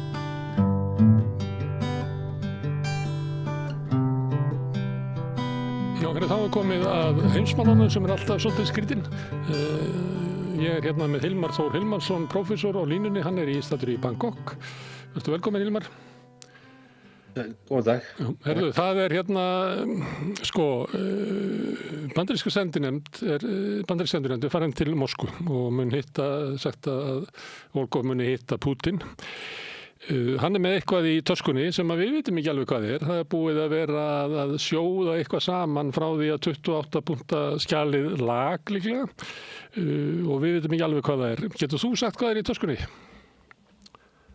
Nei, ég veit það ekki. Ég held bara að ágreiningsmálin séu svo mikil og alvarleg að það sé mjög ólíklegt að verði samningar eitthvað á næstunni. Ég sé bara alls ekki fyrir mig að það verði. Það er bara til að nefna eitthvað dæmi þessi 28 punktar sem komu út fyrst, sem komu frá Bandaríkjunum. Síðan komu punktar seinna frá Evrópu. Það sem við vitum að Evrópa sagði upprunalega að Evrópusambandið og Evrópuríki NATO voru sammála það að það ætti ekkert að semja þessu máli. Þetta væri mál þar sem að Putin væri stríðsglæpamaður og ætti ekki að semja það. En Evrópa er samt einhvern veginn að reyna að komast inn í málið aftur núna. Og við þessum við áttum okkur á því núna að Witkoff er að fara til Moskvu og búin að fara þangað margar ferðir. Og hann er undir ásökunum fyrir það að hann sé mjög hliðhollur Putin. Og sé jafnvel á hans vegum og sé jafnvel í einhverju viðskiptahagsmunum þarna og það var talað að fyrstu 28 punktar hefur bara verið skrifaðir í Moskvu og á Rússlandi en þó er alveg ljóst til dæmis að í þeim pakka, ég ætla svo að bera saman við hinn pakkan sem ég sá sem að Evrópa gerði en þá er gert til ráð fyrir því að Úkraína verði með 600.000 hermenn til dæmis, þannig að og það er eitthvað sem við vitum alveg að Moskva mun ekki sagt þessi við. Nú má deilum þá hvort að Moskva hafi einhvern rétt á því að ákveða það eða skipta sér að því hvaða hermenn Úkraína verður með, hvað marga það má deilum, auðvitað má segja það að Úkraína sé sjálfstætt ríki og það getur verið með marga eins og þeir vilja. En þannig er ekki staðan að þeir eru að semja og þeir tala 600.000 hermenn á meðan að Rússland myndi ekki, það er ekki held ég rétt að samkomulagið sem kom út fyrst sé eitthvað sem að Rússar myndu algjörlega sætta sig við. En það hins vegar, það held ég að Pútín og þeir í Moskvu hafa sagt að þetta væri eitthvað sem það væri hægt að byrja á sem grundvöll. Má ég skjóta inn, Hilmar, að því að þú ert að nefna fjölda hermanna að sko þær þjóðir sem eru með meira heldur en 600.000 hermenn í heiminum, það er Kína, Indland, Bandaríkin, Norður-Kórea og Rússland. Næsta Evrópuríki sem er með stærsta herinn er Tyrkland sem er með 355, síðan erum við með Frakkland með 200.000 og þannig að þetta er töluvert stór her sem við verið að tala um. Ítalía 160, svo ég tæki nú bara eitthvað svona dæmi af þjóðum sem eru svona viðlíka fjölmennar og Úkraínumenn. Já, þetta er fjölmennir her og maður líka velti fyrir sig sko, Úkraínumenn þeir innan við 30 milljónir manna í dag og mjög mikið af unga fólkinu er farið og maður hefur heyrt, það eru sögur um það að ungir menn sem að gætu farið að nálgast herskyldu aldur þar eða ef að Úkraína lækkar herskyldu aldurinn mikið meira að þetta fólk er farið að flýja landið og hvernig er land sem er efnahagslega rúst með innviðina ónýta og mikið tjón og hagkerfið starfar ekki lengur hefur það efna á því að vera með meira en 600.000 hermenn. Ég átta mig ekki alveg á því hafa þeir mannafla í það og hafa þeir efna hver ætlar að borga fyrir þetta. Það er það sem maður velti fyrir sér. Þarna segir Evrópa að Úkraína er verið með 800.000 hermenn. Og nú náttúrulega eru Evrópuríkin að stækka sína heri. Ég veit ekki nákvæmlega hvað ætla Þýskaland að fara í marga, Bretland, Frakkland, þessu stóru lönd, hvað ætla þau að gera. En allavega þetta er greinilega deiluefni. Mér minnir að hafi verið talað um í Istanbul, skömmu eftir að stríðið hófst og hafi verið talað um að það eru 250.000 hermenn í Úkraínu. Þannig að sko það er ekki held ég alveg létt að samkomulagið sem kom út fyrst hafi verið algjörlega eitthvað sem hafi verið samið, það hefur verið samið af Witkoff og þeim sem er í kringum hann, en náttúrulega auðvitað hefur verið tekið eitthvað sem hefur komið út þegar viðræðurnar fóru fram í Alaska og svo bara bæði frá Úkraínumönnum og svo framvegis og frá Bandaríkjunum, en auðvitað er Evrópa til hliðar vegna þess að Evrópa er ekki þeirri stöð að geta haft samband beint við Pútín. Þetta fer allt í gegnum Bandaríkjunum. Væri óvarlegt að segja sem svo að þessir 28 punktar sem komu fyrst, það var náttúrulega sumt í þeim var kannski sem kom málunum bara ekkert við, en svona það sem að sneri að svona helstu ágreiningsmálum hafi verið það sem að Bandaríkjastjórn eða hluti Bandaríkjastjórnar taldi að þyrfti að vera til þess að fá Rússa til þess að samþykkja, byggt á samtölum meðal annars í Alaska og raunverulega fram eftir öllu þessu ári. Á meðan að Evrópupunktarnir að þeir eru það sem Evrópa er að reyna að færa þetta til, en Bandaríkjamenn hafa aldrei tekið þessa Evrópupunkta raunverulega upp á borð. Það frekar þannig að þeir hafa þá komið í gegnum kröfur Úkraínumanna, þar sem Úkraínumenn koma með kröfur breytingar á þessum 28 punktum, vitandi það að Evrópa styðji þá til þess. Það er ekki alveg þannig að Evrópa sé aðili að þessum viðræðum nema þá stuðningsaðili Úkraínu. Nei, þeir hafa sagt alltaf sko, að Pútín eigi bara verið í fangelsi, hann er að koma til Haag, láta yfirheyra sig og láta svo loka sig inni. Það segir Kaja Kallas. Þau dæma sig úr leik og get ekki verið, sko, Trump hefur einokunaraðstöðu með það að geta talað við Rússland. Og svo er Zelenský búinn að vera að biðja einkafund, þannig að fund með Pútín, þar sem þeir eru bara tveir og kannski Trump með, en Pútín hefur ekki vilja neitt máls á því. En Evrópa er með alls konar svona kröfur sem þessi 800.000 hermenn sem ég er alveg sammálaður í því að 800.000 hermenn það er nú ansið vel í lagt fyrir land í þessari stöðu, en þarna er verið að tala um það að sko Evrópa segir þetta er öryggismál Úkraínu og þetta er öryggismál Evrópu og að Rússland hafi ráðist á Úkraínu algjörlega án nokkurs tilefnis og algjörlega án þess að hafi NATO stækkun en eitt slíkt komið sem máli við, þetta sé bara því að Pútín sé eins og Hitler og hann vilji stækka, hann vilji leggja Evrópu undir sig. Það er hugmyndin og þetta er náttúrulega eitt sjónarmið. 800.000 hermenn vill Evrópa hafa og svo varandi NATO og þá er útilokað í punktum 28 Úkraína farin í NATO og Trump er löngu búinn að blása það af. En hérna er talað eitthvað um það að sko hjá Evrópuútgáfunni að ef að það verði, sko, hvað við þurfum að vera konsensus eða samstaða meðal NATO-ríkja ef að Úkraína fari inn í NATO, þannig það er eins og sé vel að segja það að Úkraína eigi kannski að fara inn í NATO. Kannski eitt sem má segja varðandi þetta, Hilmar, er að þeir orði þetta svona að það þurfi samstuð allra NATO-ríkjana sem merkir það náttúrulega ef að Bandaríkin vilji ekki að Úkraína komið inn í NATO, þá munir þeir ekki fara inn í NATO. Þannig að núverandi stjórn í Bandaríkjunum gæti kannski sætt sig við þetta, en Evrópa er að þá vonast til þess að næsta stjórn muni hugsanlega hleypa eða taka upp fyrri stefnu að Úkraína eigi að gangi í NATO. Já, þetta er ekki snýst, ákveðin snýst ekki Bandaríkin hérna, ákveðin snýst hvað Rússland samþykkja, ef að á að semja við þá. Reyndar hefur Evrópa engi sagt að á að geta semja við Rússland, þá á að sigra Rússland á vígvellinum, á ekki aldrei að fara í samningaviðræður við Rússland. En núna kvartaði við því, fyrsta lagi að þeir séu ekki aðilar að þeir séu ekki við borðið og séu ekki að semja við Putin. Þannig þetta voru að sérstök staða. En þetta var varandi þess að með NATO, þá myndu Bandaríkin alveg örugglega sætta sig við þetta, að þetta var allt í lagi, að það er bara að vera konsensus og ég meina þegar Úkraína upprunalega var nefnd fyrir 17 árum og það var í NATO, þannig að það voru Þjóðverjar og Frakkar algjörlega á móti þessu. Og það eru lönd sem er algjörlega á móti þessu, Ungverjaland til dæmis algjörlega á móti þessu. En allavega þarna snýst málið það hvort þú getur fengið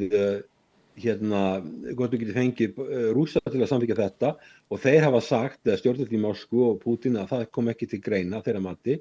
Svo er verið að tala um að þessu Evrópútgáfunni að það sé eitthvað article 5 garantí að það sé 5. greinin sé gild og Bandaríkin muni taka ábyrgð á Úkraínu og ég veit ekki, það er eins og að nefna Bandaríkin, þegar þau semjast 28 punktar, þau vilja losna við þetta mál frá sér, vegna þess að það er bara þannig að það er svo mörg átök, það er svo víða átök í heiminn, það er ekki bara í Evrópu og Úkraínu, það er líka eldfimt ástand í Miðausturlöndum.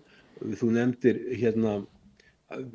og svo er það Venezuela, það sem er í Suður-Ameríku sem geta orðið átök, það sem Bandaríkin gætu komið inn í og gert innrás og svo með þess að einhvern tímann ætlaði Trump að gera innrásin í Nígeríu sem er land sem er yfir 900.000 ferkilometrar á stærð og 230-40 milljónir manna í Afríku, þannig að það er nóg að gera. Og og Bandaríkin, ef það ætla að einbeita sér að Suðaustur Asíu og Asíu eins og það þurfa að gera, þá gengur þetta ekki upp. Þannig að mér finnst alveg eðlileg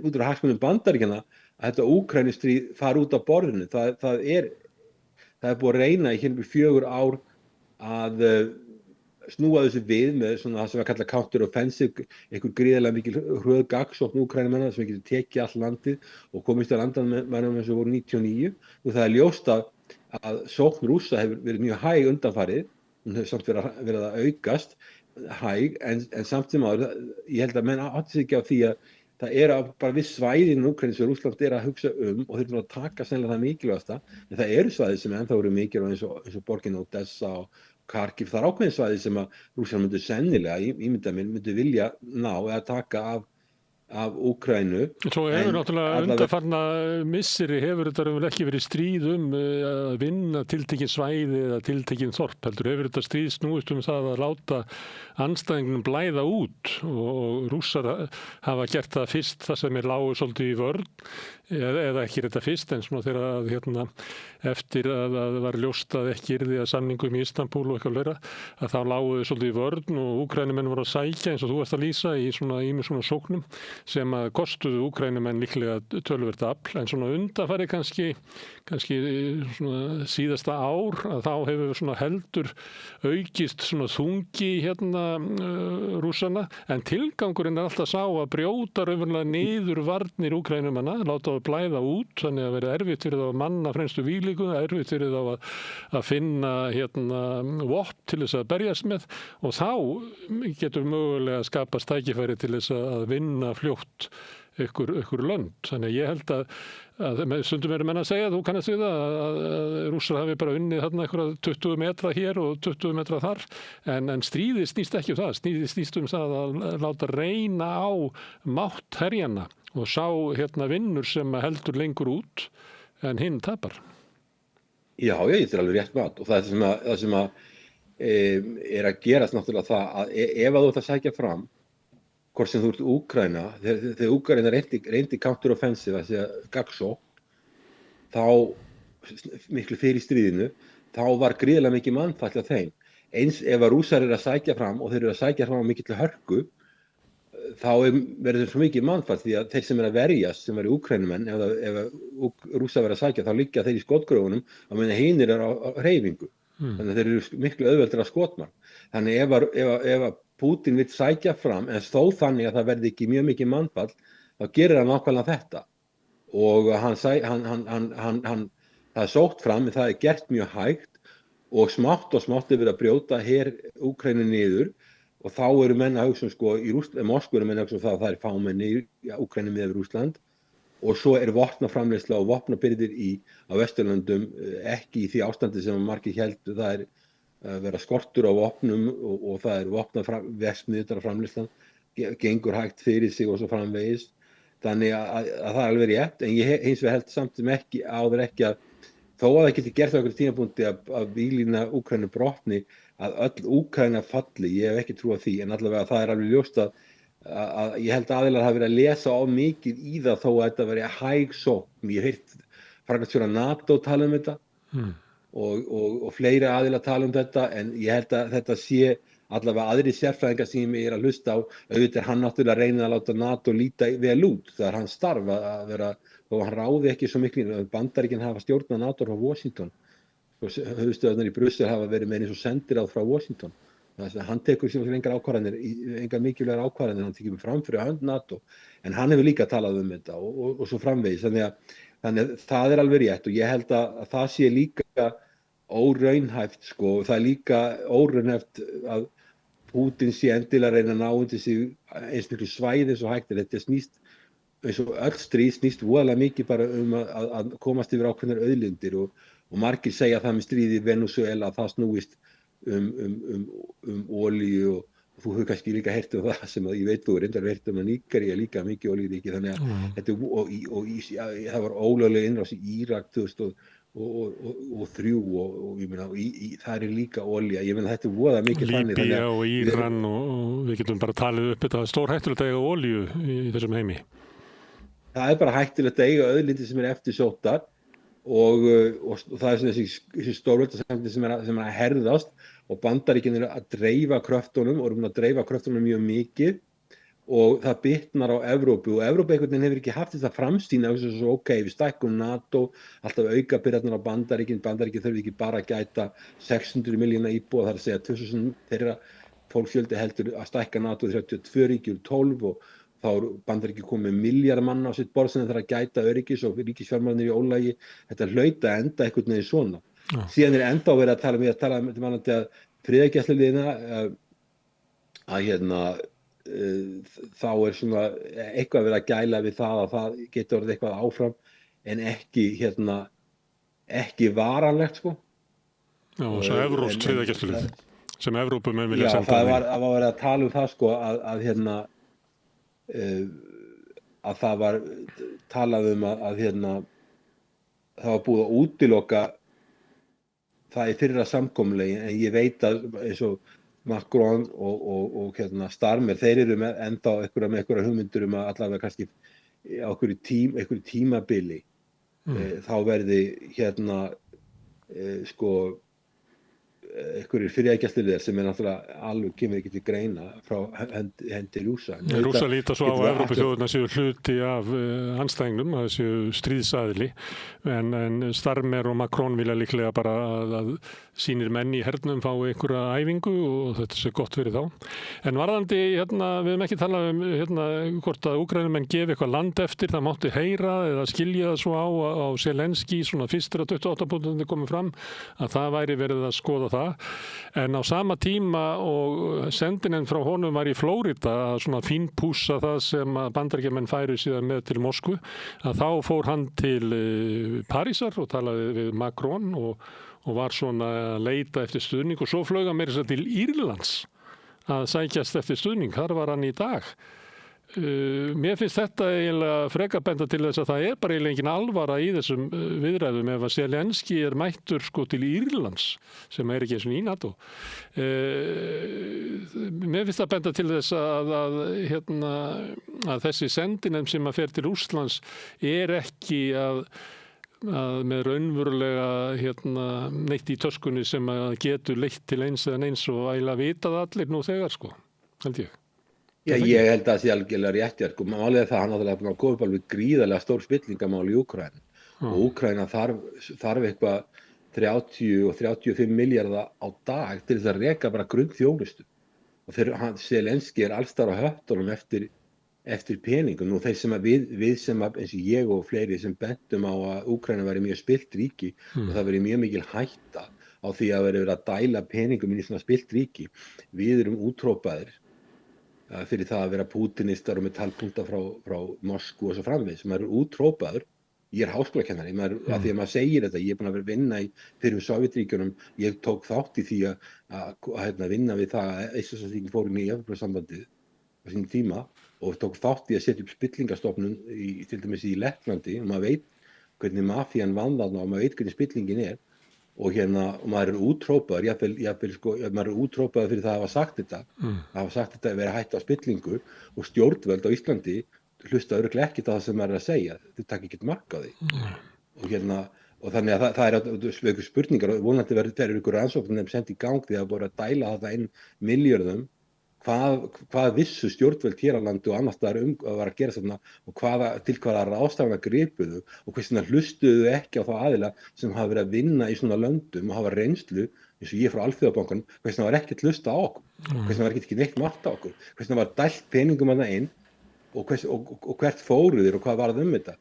Bara til Írlands, Írland ekkert fátækt land, þetta er lítið land, þetta er eitthvað 3-4 milljónir, en hann getur kannski fengið einhverja peninga. Hann þarf peninga, auðvitað er erfiðara núna fyrir lönd að koma inn með peninga inn í Úkraínu vegna þess að þessi spillingamál hafa komið upp og hann er að reyna að skipta sko, stjórnendur, en þú að svona landið svo Úkraína, þá er spillingi mjög útbreitt og það er volið erfitt að finna einhverja hæfa aðila sem ekki eru hluti af þessu, þannig að hann fer til Írlands og fer til Frakklands og Macron náttúrulega með mjög slæma stöðu í sínum bara í Frakklandi og hann vill bara fá athygli og kannski draga athygli frá ástandinu í hans eigin landi en það sem Evrópa setur inn í þetta samkomulag þessar punta eru territorial swaps, það er að segja að það er að skiptast á landi þannig að það er ekki afsala landi eins og í fyrri punktunum að Úkraína láta hendi ákveðin löndi svæði eins og Krímskeiðin endanlega farin og svo eru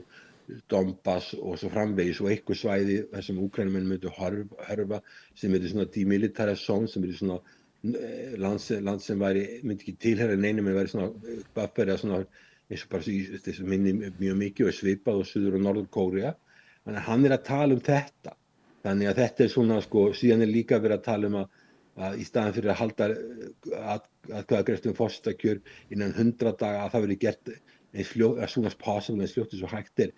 Þannig að Evrópa er að reyna að draga úr öllu þessu sem alveg svo skiljanleg afstaða, en það bara vandinn fyrir Evrópa, hún ekki aðila þessu samkomulagi og Trump sem með einokun á því að tala við stjórnvöld í Moskvu sendir Witkoff aftur og við vitum alveg að Witkoff hefur talað að Putin sé eitthvað til að tala hann veri great guy, hann super smart, hann tala mjög vel Putin, það kannski hluti af strategíni, að skapa þannig andrúmsloft að ef hann talar vel Putin að menn fari að tala saman á vinsamlega nótum sem getur svo kannski leitt til einhver sem er betra fyrir Úkraínu, maður veit það ekki, en það allavega maður sér þarna á þessu samkomu, þessu 28 punktum sem ég sá bara í fjölmiðlum, ég sá bara í Sky News og ég bara treystir á þessa fjölmiðla þessi punktar séu sæmilega réttir og þetta er búið að birta, ég er búin að sjá 2 formlega, það kom upprunalega og síðan það sem kemur núna og að það verið og bara að reyna að færa tilbaka það sem Bandaríkjamenn hefðu ákveðið, það er alveg erfitt að gera það, þannig að Bandaríkin náttúrulega eru öflugasta stórveldi í heiminum og þeir ráða langmestu. Fyrir þá skiptir Úkraína ekki svo miklu máli.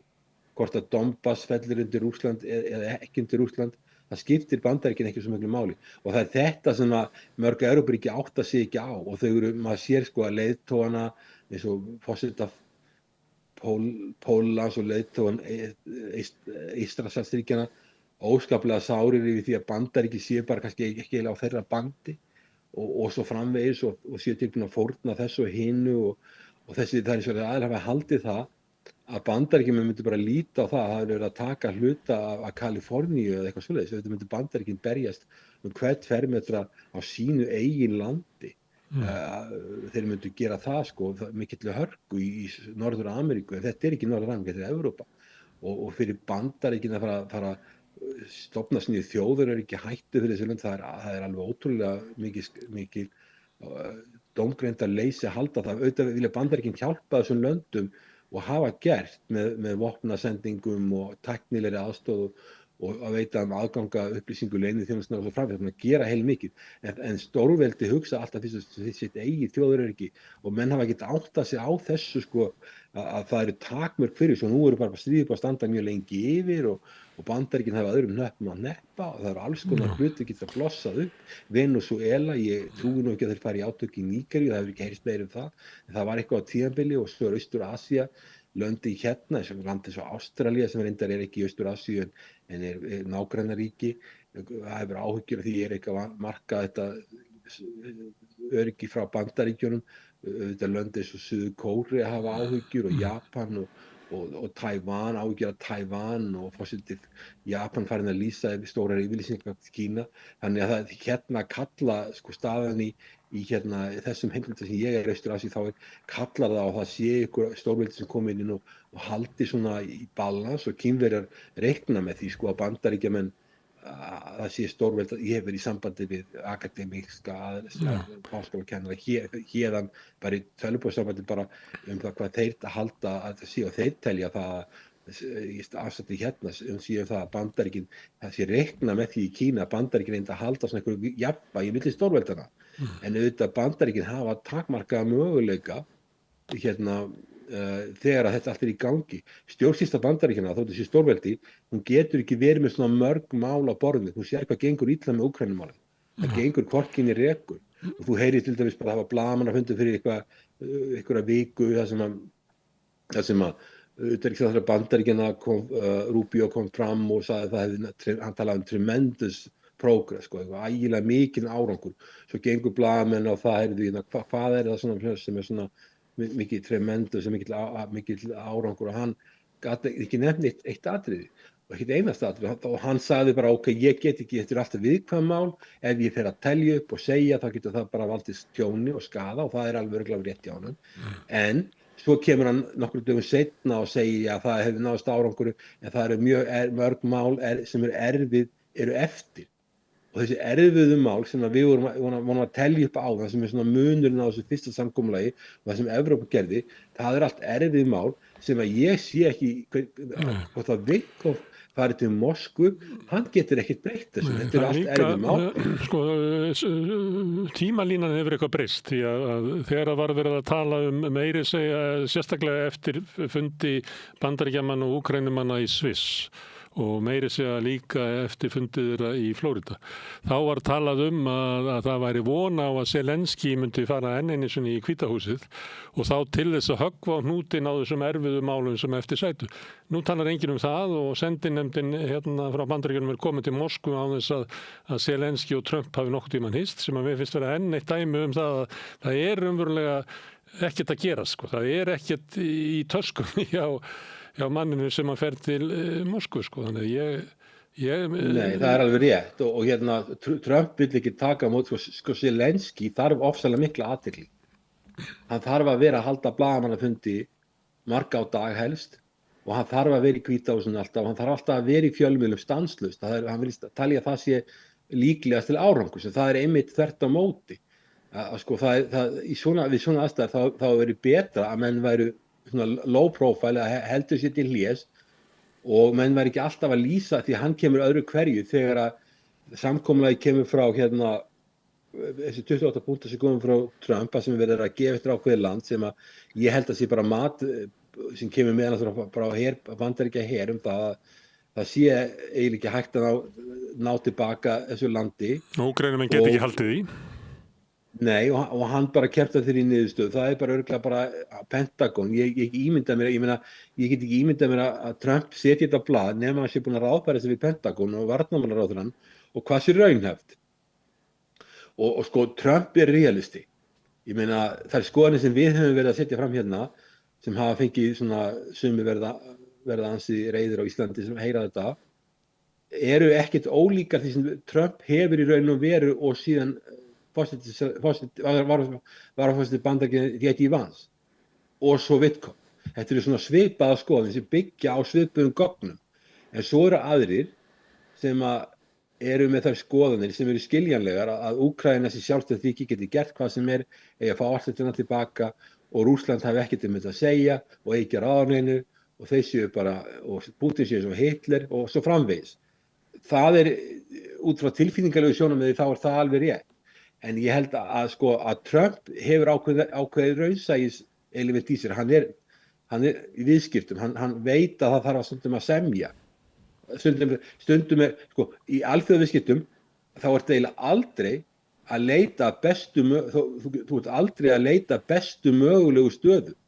Í alþjóðasamskiptum snúast það að lágmarka tjónið og velja einhvern kost sem er skásti kosturinn. Það skásti kosturinn. Og auðvitað þetta ofsalega miskunnarlaus og svona grimmúðleg staða. Það að segja allt þetta mannfall, eignatjón og allt sem búið að gera þarna á báða bóa. Fólk hefur fallið frá, fólk hefur örkumast. Þetta algjör hörmung. En allavega það kemur að því að menn þurfa að velja skástakostinn af slæmum kostum. Þetta snýst ekkert það að segja, heyrðu já, við veljum bara besta kostinn og hann sá að Úkraína tapi engu og fái síðan stríðskaðabætur og svo framvegis.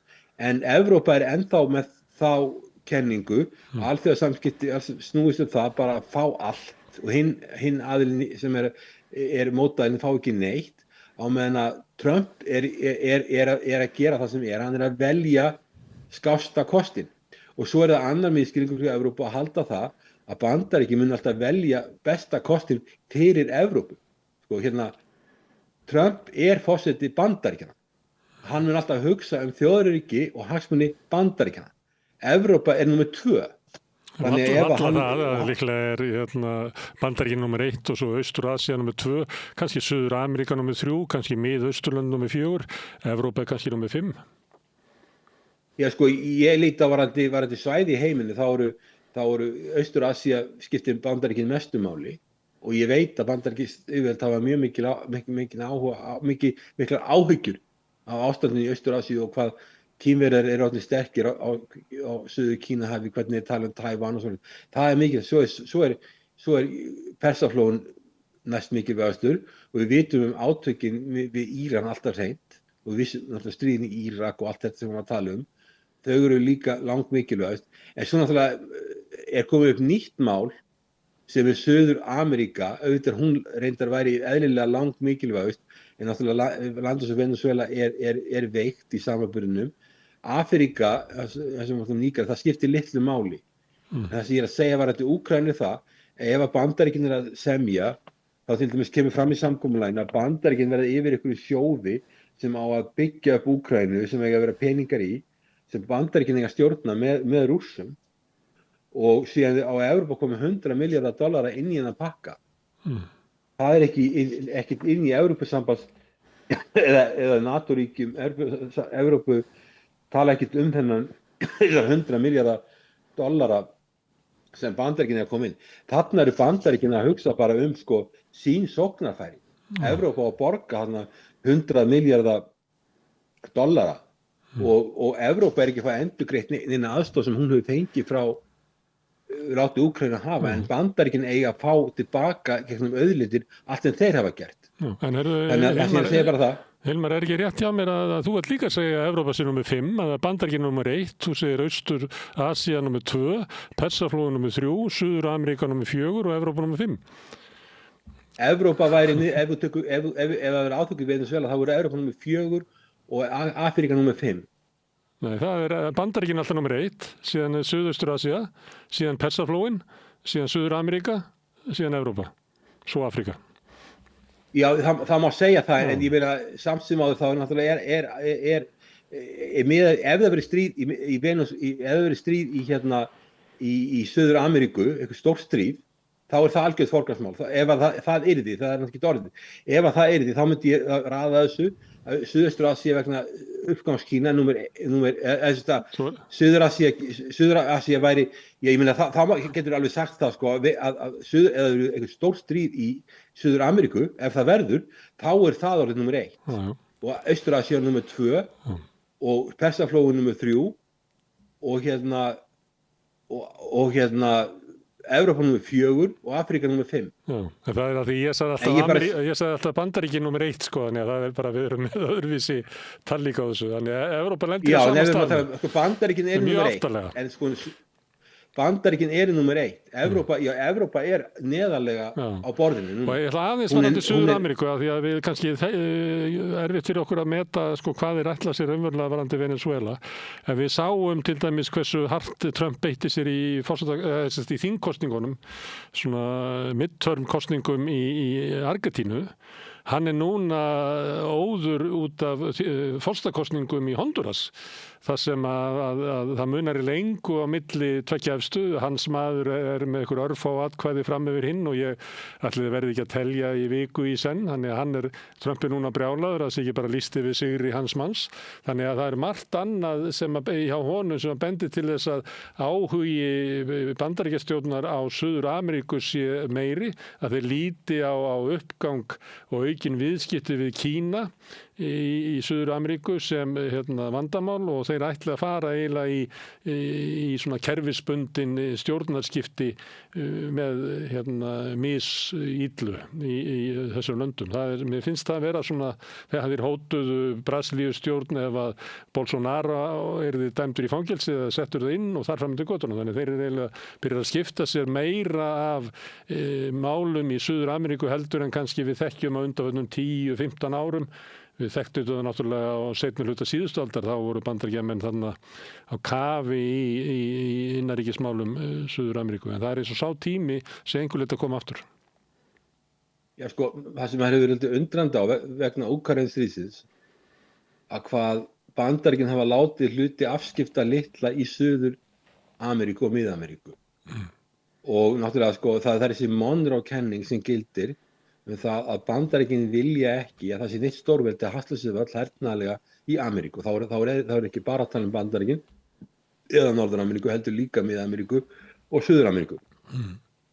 Og eins og bendir á það hafa Kínverjar verið að auka mjög mikið viðskipti og fjárfestingum í Suður-Ameríku. Og maður hefur oft undrast að á hverju eru Bandaríkin sko ekki að hafa, á hverju eru þeir ekki meira svona, með yfirlýsingar þetta. Nú, Suður-Ameríka eins og Venezuela og þessi lönd þarna sem varst að nefna Honduras og þessi lönd sem þarna þau eru öll í bakgarði Bandaríkjanna og inn á áhrifasvæði Bandaríkjanna. Þannig að Bandaríkin, samkvæmt Monroe-kenningunni, myndi ekki sætta sig við neitt mikil umsvif annars stórveldis á þessu svæði. Og það sagt við okkur varðandi Evrópu að Rússum bara kom ekkert við það sem að gerast í Evrópu, vegna þess að þó að sé Úkraína með 2000 km landamæri eða eitthvað svoleiðis við Rússland, þá kom þetta bara ekkert við, þetta sé sjálfsagt ekki. En við sjáum alveg að Bandaríkin eru stórveldi, eru langöflugasta ríkið í Ameríku og eru ráðandi og hafa afskipti af nágrannaríkjum. Það bara í samræmi með þess að við erum að segja um Úkraínu. Það er nákvæmlega sama, sko, þau bara eitt þeirra áhrifasvæði. Þeir hafa afskipti, þeir vilja ákveðum stöðuleika og svo snýst þetta líka aðgang á auðlindum og viðskiptum og allavega. Þannig að það er ekki vafa því að Bandaríkin eru mjög ráðandi ríkið þarna. Þau gripu inn í Panama-skurðinum bara fyrir stuttu síðan þegar að Panama-stjórn hafði gert samninga við eitthvað kínversk fyrirtæki rekstur á skurðinum. Þá komu Bandaríkjamenn og krafðust þess að þessu samningum yrði rift og þeir kæmu með sína eigin fyrirtæki til þess að reka skurðin. Já, ef að Kínverjar eru að fjárfesta í höfnum eða svona miðkvæmum svæðum eins og Panama flutningaleiðum, Ég meina í hernað, ef skellir á styrjöld, þá verða strax átökum flutningaleiðir og þetta varðar þjóðaröryggi Bandaríkjanna. Þannig ég er ekki að segja þegar ég er að áðast á Panama, ég er að segja sko að ef að Kínverjar eru að hasla sér völl í Panama-skurðinum, að þá er það eitthvað sem að varðar þjóðaröryggi Bandaríkjanna og Bandaríkin munu hafa miklar áhyggjur af og munu skipta sér af. Þetta er eins og Malakka Strait hérna milli Malasíu og Indónesíu sem er gríðarlegir flutningar fara frá Kína. Eiginlega allir flutningar, sjóflutningar Kína til Persaflóans fara í gegnum þennan Malakka Strait. Þess vegna er Xi Jinping að reyna að opna leiðir framhjá norðurslóður í samvinnu við Putin.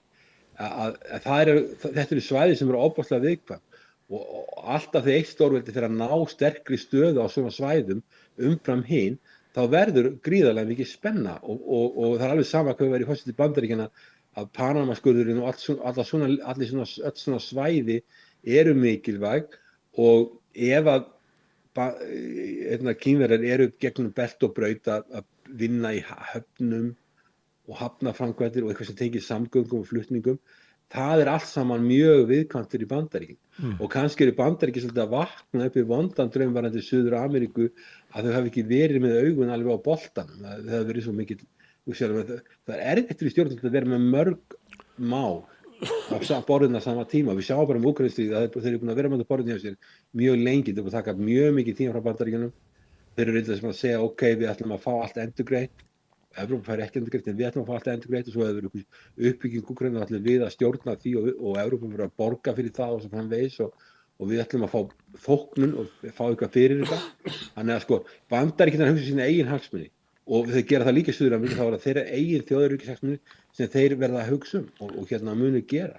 Má ég spyrja eitt sem að þú nefndir áðan, Hilmar, þú sást að tala að þú hefðir bent á að hversu spillt samfélag Úkraína væri.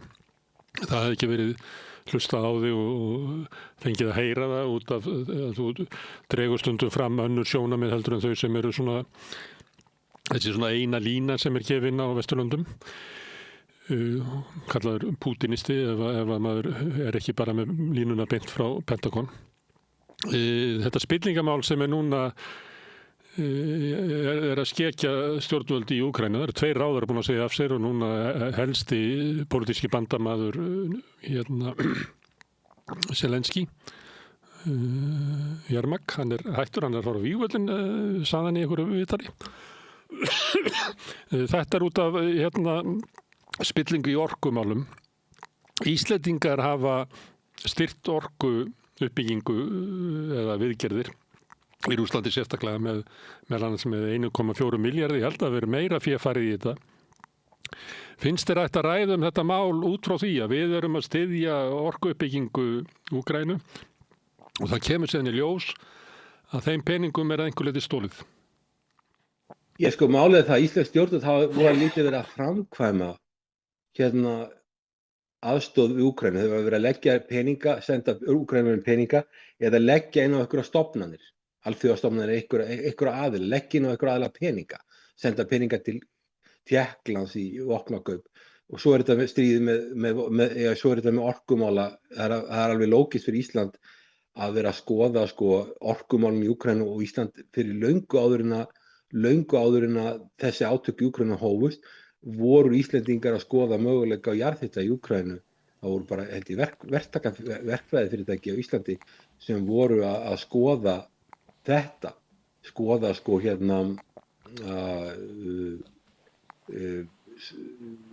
möguleika orkusum, það er alveg eðlilegt. En þetta er samt geiri það sem eru miklu peningar, orkugeirin eðlisinn er mjög fjárfrekur og hann er bara þannig geiri, þetta er dýrar framkvæmdir og Íslensk stjórnvöld hafa verið að leggja þetta peninga. Það er það sem að auðvitað þarf að skoða þetta alltaf, þetta fara fram endurskoðun og bara það þurfti bara að fara í gegnum þetta hvernig var þetta gert allt saman og þegar spillingamál kom þá þarf að bregðast við.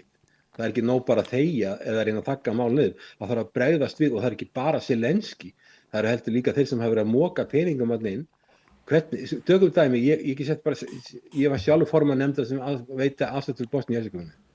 Hvernig gerðu þau þetta? vorum við að leggja peninga inn á reikningi einhvers annars aðila eða vorum við að senda peninga til stjórnvalda? Nei, við keyptum bara ákveðin tæki og búnað ákveðin fyrirtæki sem var stærsta aðstoðin.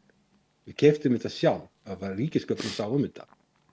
Við keyptum þetta fyrirtæki og sömdu fyrirtæki og það voru veittir miklir afslættir. Við unnum verkefni við samvinnu við Alþjóðabankann en við borguðum aldrei 1 krónu, ekki $1 eða neitt sko. Þetta var kallað parallel co-financing, þannig að við þurftum að hafa samráð við Alþjóðabankann. Við hafum svo umsvifamikill í Bosníu og Hersegóvínu að við unnum þetta í samráð við þess að við verðum ekki að gera það sama eða þvælast hvort fyrir öðrum. Þannig að þetta var kallað parallel co-financing. Það þýðir það að við erum með verkefni í gangi sem er við hliðina á Alþjóðabankanum en er alveg sjálfstætt. Það sem að við sköffum allan búnað sjálf, kaupum hann allt sjálf, við sköffum sérfræðinga, og við komum með aðila sem fara til Bosníu og Hersegóvínu og framkvæma verkefnið og við fylgjumst með því. Þannig að við erum aldrei að borga stjórnvöldum í Bosníu og Hersegóvínu sem var líka mikið spilling, neina peninga, við gerum það ekki, vegna spillingar og ótta við spillingu, borgum það ekki, við borgum Alþjóðabankanum ekki neitt, þeir voru bara voru bara samstarfsaðili, við keyptum allt inn, við framkvæmdum allt sjálf. Og öll sérfræðiþekking kom frá Íslandi. Þannig að þetta var að vegna þess að ég hef verið að vinna í Afríkumálum áður að þetta var og maður þekkir alveg hvernig þessi hlutir gerast og hvernig þá snýst þetta alltaf að lágmarka tjónið af spillingu og fara og ég fór sjálfur 2 ferðir hérna í Bosníu að minnstakosti og við fylgdumst algjörlega vel með hverju voru að fá aðstoð og til að tryggja það að það væri ekki bara verið að veita einhverjum forréttindahópum í þjóðfélaginu aðstoð, heldur væru allir, þetta var aðalega ungir menn, fengju aðstoð, fengju meðferð, við fylgdumst alveg með því og við fengum lista og við fylgdumst alveg með þessu, við vissum alveg hvað gætt gerst og ég vissi það alveg sjálfur. Mér finnst þessi aðstoð varðandi sem verið að veita Úkraínu að vera að leggja peninga inn okkur að reikninga og láta mikla peninga inn í stjórnkerfi Úkraínu, þetta blikkar rauð ljós í mínu höfði alveg leið. Mörg rauð ljós. Og maður nefnir þetta og þá er eins og þú ert alltaf afgreiddur þannig, heyrðu, hann er bara launaskrá hjá Kreml, skilur þessi. Það er það sem þú færð að heyra og það er ekkert hlustað á þetta.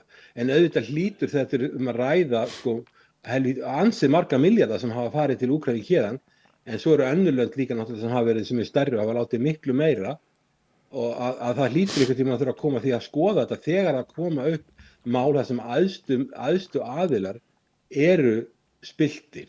Og þetta kemur ekkert óvart, ég var að vinna í Lettlandi, það voru mjög hátt settir embættismenn og stjórnmálamenn sem voru flæktir í alls konar mál.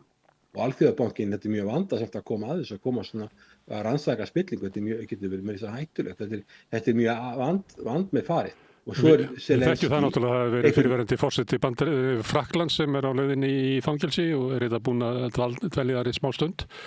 Og það er fyrirverandi innanríkisráðherra Spánar er núna í réttarhöldum fyrir spillingu í tengslu við COVID.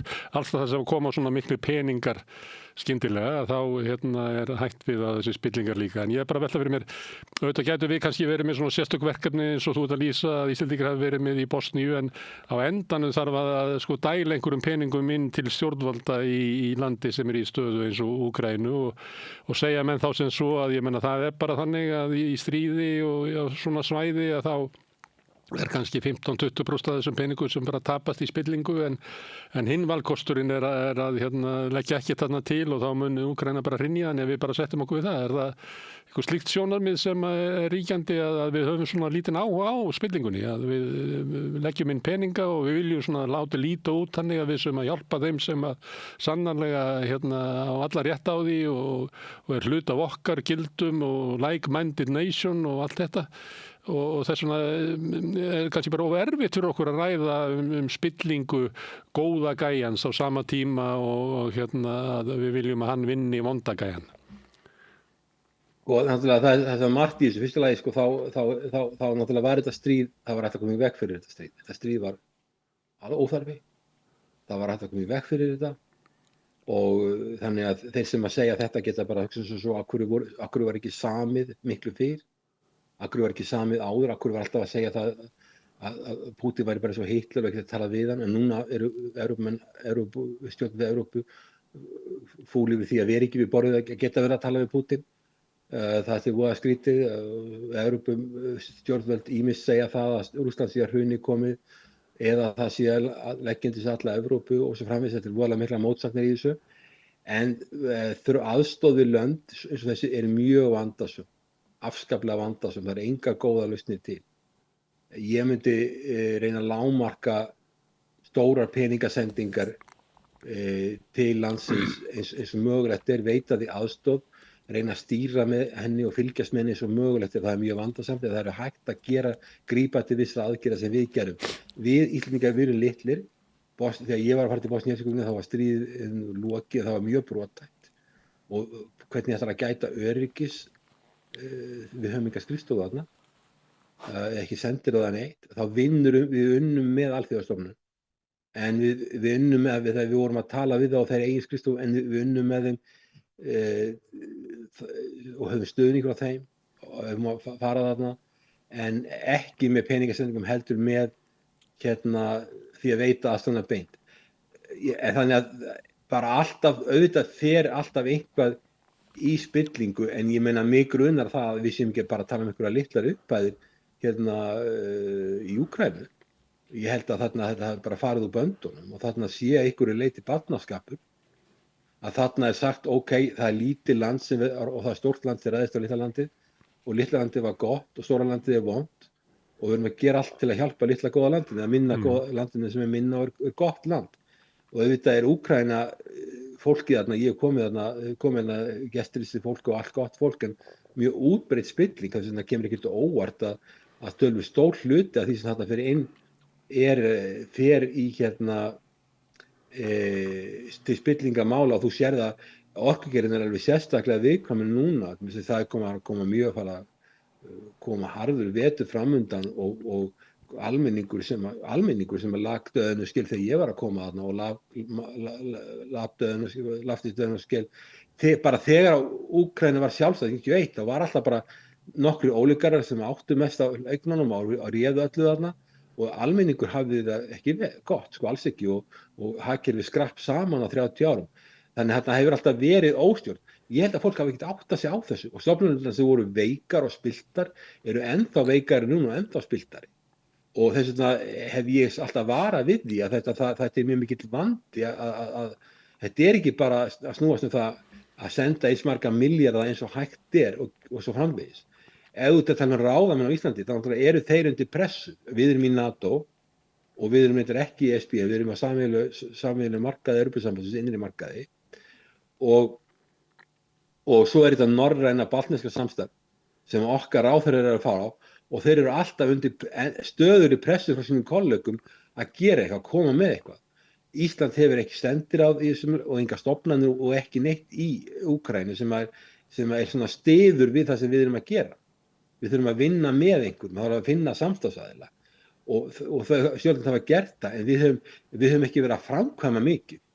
En það hægt að gera þetta kostar bara töluvert mikla vinnu og það verður aldrei að koma í veg fyrir algjörlega fyrir spillingu, það spilling í öllum löndum, líka á Íslandi. En þú ert að segja, Hilmar, ekki að það verður nær fyrir þessu stjórnvöld að hafa, ég segi ekki sendiráð í Úkraínu, en hafa svona einhverja yfirumsjón með það hvernig framlög okkar er háttað, við allir ekki búin að leggja 20 milljarða eitthvað til Úkraínu, það var ekkert óeðlilegt við það, það væri eitthvað svona eftirlit á okkar hálfu með því hvert féð færi og hvort það væri nýtt vel og verið með sjálfstætt mat á því hver þörfin væri.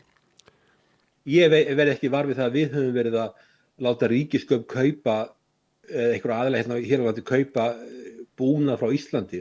Ég fæ það bara að heyra það ef það er rangt. Ég hef ekki heyrt það með til þess að senda til Úkraínu eitthvað sem við erum sérfræðingar í, sem við kunnum vel og við höfum verið að nýta íslenska stofnanir í það.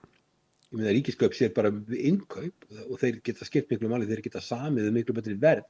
Það verður miklu meira úr aðstoðinni. Þannig að þú getur verið með stofnanir sem eru ekki endilega í Úkraínu, ekki hér á landi, senda búnað, vera með sérfræðinga á staðnum frá Íslandi. Það þarf að fara mjög varlega því þetta er náttúrulega átakasvæði. Ég sjálfur unnið átakasvæðin bæði í Bosníu og svo ennþá meira átakasvæði í Mósambík, í Afríku sem var búin að vera styrjöld 2-3 áratugi. fyrst styrjaldir Portúgal og síðan borgarastyrjöld. Þannig ég veit alveg hvernig að vinna átakasvæði, sko, það mjög vandasamt. En þú vinnur í hérna samráði við alþjóðastofnanir og svo framvegis og það alls konar gríp til alls konar ráðstafana, en ég hef ekki orðið var við það að það verið að nýta okkur.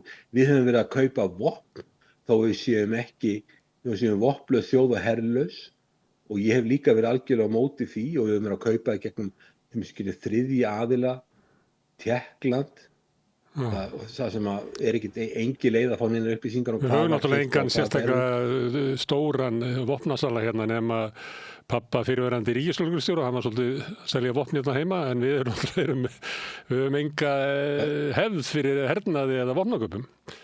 Það mál alltaf ég ekkert að segja, en við eigum ekki, við þurfum ekkert að vera í vopnakaupum yfir höfuð, því það aðstoðin sem Úkraína þar núna er eiginlega brýnni sem tengist að gera fólk vinnufært. Fyrsta lagi þá hefur Úkraína var 52 milljónir þegar landið var sjálfstætt. Þeir innrás sem að gera var að koma í 42 milljónir. Og meðan þessu fólki sem var ungt og skasta best menntaða fólki sem flúði Úkraínu, og svo núna hafa verið að flýja mikið ungum mönnum og fólk hefur margir reynt að flýja líka. Það hefur verið að tala um að ég vil að ræna unga menn á götum hingað og þangað til að koma þeim á víglínuna. Þannig að það er mikil mannaflóð. Svo hafa mjög margir örkumlast. Það er kannski 3-4, ef einn hermaður lætur lífið, þá er kannski 3-4 sem að örkumlast. Það er alveg nóg verkefni að hjálpa til við að koma þessu fólki á vinnumarkaðinn aftur, því að ef þú ert með einn mann á vígvellinum, þá þarftu kannski 4-5 sem að vinna inn í landinu og skapa ykkur verðmæti sem borgar skatta til að halda kerfinu gangandi. Þannig að það er alveg, fyrir okkar aðstoð, þó þetta sé ykkur 10 milljarða heildar aðstoðin í okkur yfir allt stríðið, eða eitthvað svolítið, ég veit ekki nákvæmlega hvað talan er, en það eru töluverðir upphæðir, að þá er alveg nóg pláss fyrir okkur að láta þessa peninga til mannúðlegra mála. Það er alveg sem þegar íslenskur ráðherrar að mæta á fundi NATO eða fundi Norðurlandana í Íslandsríkjana, að þá eru þeir ekki að stofna her á Íslandi vegna pressu frá þessum aðilum.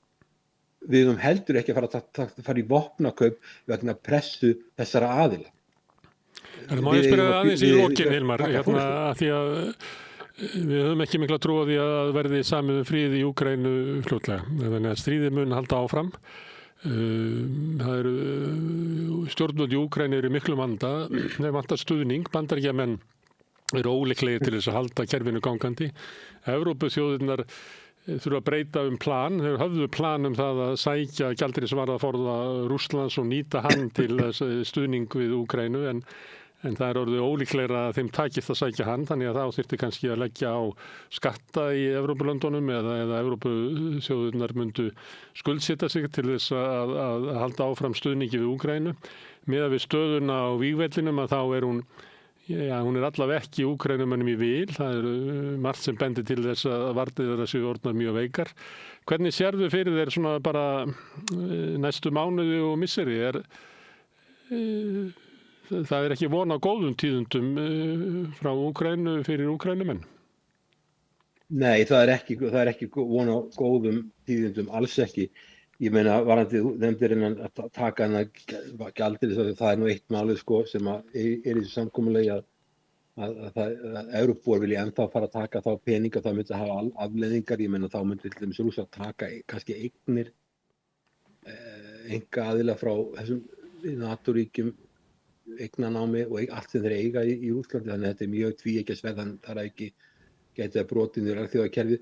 Nei, ég sé ekkert gott í þessu.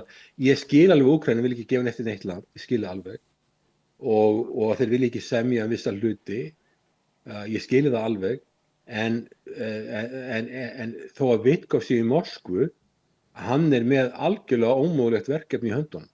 Að brúa þetta bil milli Evrópu og Bandaríkjanna er bara, að mínu dómi, það er ógerlegt. Þannig að þess vegna hef ég sagt við þig og sagt við þig undanfarnir þáttum að ég held að þetta verði frozen conflict. Ég var að tala við norrænan diplomat það hér sem ég í Asíu. Hann sagði, já þá ef það verður frozen conflict þá verður að gera þessa kröfu og þessa kröfu og þetta. Og ég var að segja, frozen conflict ekki eitthvað sem semur, það bara eitthvað sem gerist. Þú getur ekki gert neina kröfur.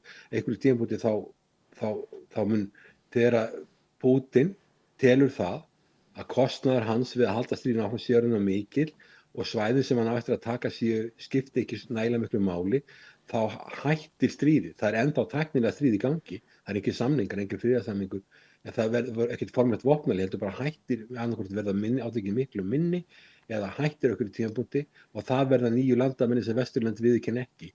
Það það sem að mun gerast, held ég, og ég held að það verði ekki öll Úkraína, en það getur orðið töluvert meira eldur en það sem í dag og það áhættan.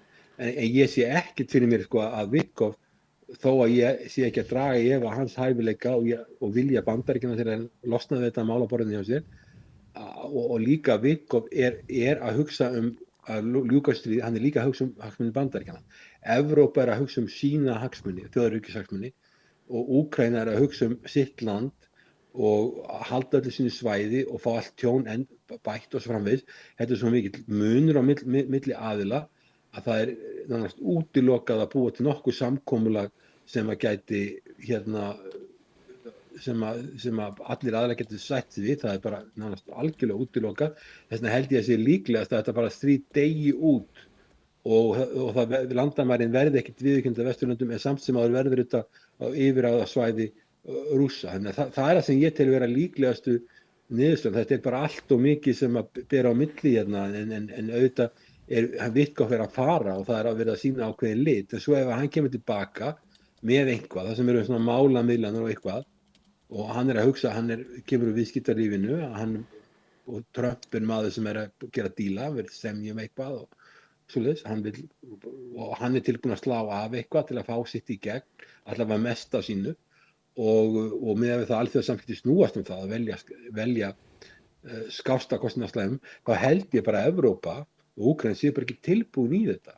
Þið séu bara ekki tilbúin. Þess vegna heldur þetta bara áfram að mínu dómi og ég hef alltaf komist að sömu niðurstöðu með það. Það verði ekkert samið þetta. Ég hef enga trú á því að það sem að Witkoff kemur með frá Moskvu eftir hennar síðust, hann búin að fara marga ferðir til Moskvu, verði eitthvað sem að leiðir til þess að verði friðarsamning. Þá þurfum við að finna okkur eitthvað til þess að tala annað í næstu þáttum því að hættan svo að við fyrir bara að endurtaka okkur vegna þess að raunverulega staðan ekki ætlum við að hafa hér frozen conflict í samtölum okkar. Sem við alltaf verið að tala um sama hlutum. En það sama, ég meina við erum að tala um þetta oft áður og þetta það ekki það bara málið það að þetta gengur svolítið fram og tilbaka að Bandaríkin komi málamiðlun sem að Trump virðist vera spenntur fyrir og svo kemur Evrópa og dregur allt tilbaka og þá endur við svolítið í sama punktinum alltaf aftur og aftur og ég held að þá við tölum saman aftur í næstu viku eða þar næstu vikuna eftir þá hef ég enga trú á því að sú staða muni breytast neitt, ég sé það ekki fyrir mér. Þetta meira spurningin, náður Odessa, taka þeir Kharkiv og hvernig verður það? Það meira spurning hvað verður mikið mannfall. Auðvitað getur líka það gerst að víglínan brotni og rússarnir fara að sækja miklu hraðar fram. Það getur verið. En ég hef ekki trú á því að á næstu vikum að það verði einhverjar stórkostlegar breytingar. Fréttir sem getur komið væru kannski nýjar fréttir væri kannski miklu frekar úr öðrum heimslutum. Við vorum að tala hvað getur gerst í Venezuela til dæmis eitthvað svoleiðis sem getur gerst en þetta held ég að sé bara nokkurn veginn fyrir, maður getur séð það með nokkru öryggi að það verður ekkert svona eitt breakthrough eða einhverja stóra breytingar í þessu og þú heyrir alveg að þegar að utanríkisráðherra Bandaríkjanna tala að hafi eitthvað tremendous success, eitthvað gríðarlega mikill árangur og svo kemur bara Zelenski á blaðamannafundi á eftir og segir það má ekki gefa eftir neitt land, má ekkert gera, má ekkert semja. Þetta náttúrulega ekki gæfulegt. Þetta búin að vera staðan mjög lengi og ég held að þetta muni halda áfram. Það voru fréttir víða það að Rússar væru svona hægt og bítandi að leggja undir sig það kallaði borg, Pokrovsk, sem reyndar, þetta liggur við að setja kalla þetta sem bæja, þetta fyrir stríða fóru svona 7.000 mann sem að byggu þarna, náttúrulega enginn þarna eftir, þetta eiginlega bara rústir einar og það Var það ekki meira það? Nei, ekki það sem ég sé hérna, þetta bara í janúar 2025, það hefur kannski verið meira þá og ég skildi kannski þetta komið inn í stríðið. Þetta svona samgöngumiðstöð, sko, þetta er spurningin aðgang að þetta var fyrir ekki fjölmenna. Ég var með tölurnar frá því eftir stríðið. Þetta var, fyrir stríðið voru 60.000 mann sem byggu þarna. Já, ég hélt það þetta. En í hápunktinum, að því að við erum að horfa á hnignun Úkraínu, að til dæmis stuttu 89, stuttu fyrir sjálfstæði, þá byggu þarna 73.000 manns. Þannig að fólk getur ímyndað sér með að ég bera saman við íslenska tölur, hvað það þýðir, að eitthvað sem var 73.000 manns 89 en dottinir í 60.000 manns, að það er eitthvað mikil hörð. Ég held að borgin sjálf skipti ekki svo mikið, þetta er samgönguæð og það sem menn halda að aðganga að innviðum, lestarkerfum og vegum og annað, að ef að þessi borg fellur og þess vegna hefur Úkraínumenn lagt svo mikið að halda þessari borg, að þá muni bara opnast flóðgátt inn í Úkraínu bara út af samgöngum frá þessari borg. Það er það sem að, en þetta er náttúrulega 60.000 manns í landi sem var fyrir stríð yfir 40 miljónum, þetta er bara bær, en samt sem áður að þetta er strategískt mikilvægt svæði. Ég held að þetta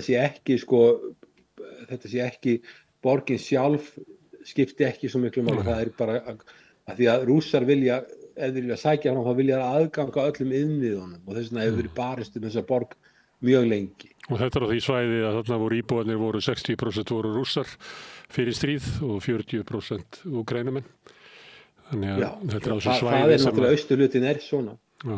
Það er svona austurhlutin og það er náttúrulega þegar að það sem að velti fyrir sig, þarna eru Rússarnir ráðandi og Krímska var eiginlega allt Rússar. Þetta fólk náttúrulega greiddi atkvæði alltaf með þeim forsetaefni sem studdi Rússland og ef að til dæmis Krímskain hefði ekki tilheyrt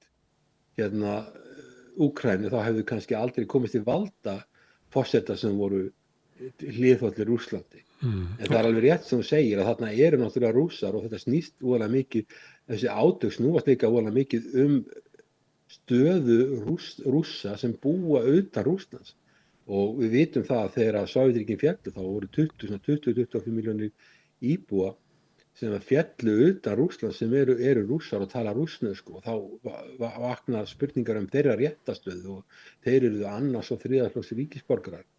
Þetta hefur aldrei tekist að leysa og var erfitt í Eystrasaltsríkjunum. Ég þekkti þetta skiptist í mjög vel þegar ég var þar, sérstaklega í Lettlandi og Íslandi, það sem mikil fjöldi og það tókst aldrei og þetta er ennþá mjög mikið átakamál í þessum löndum eftir meira en 30 ár í Evrópusambandinu.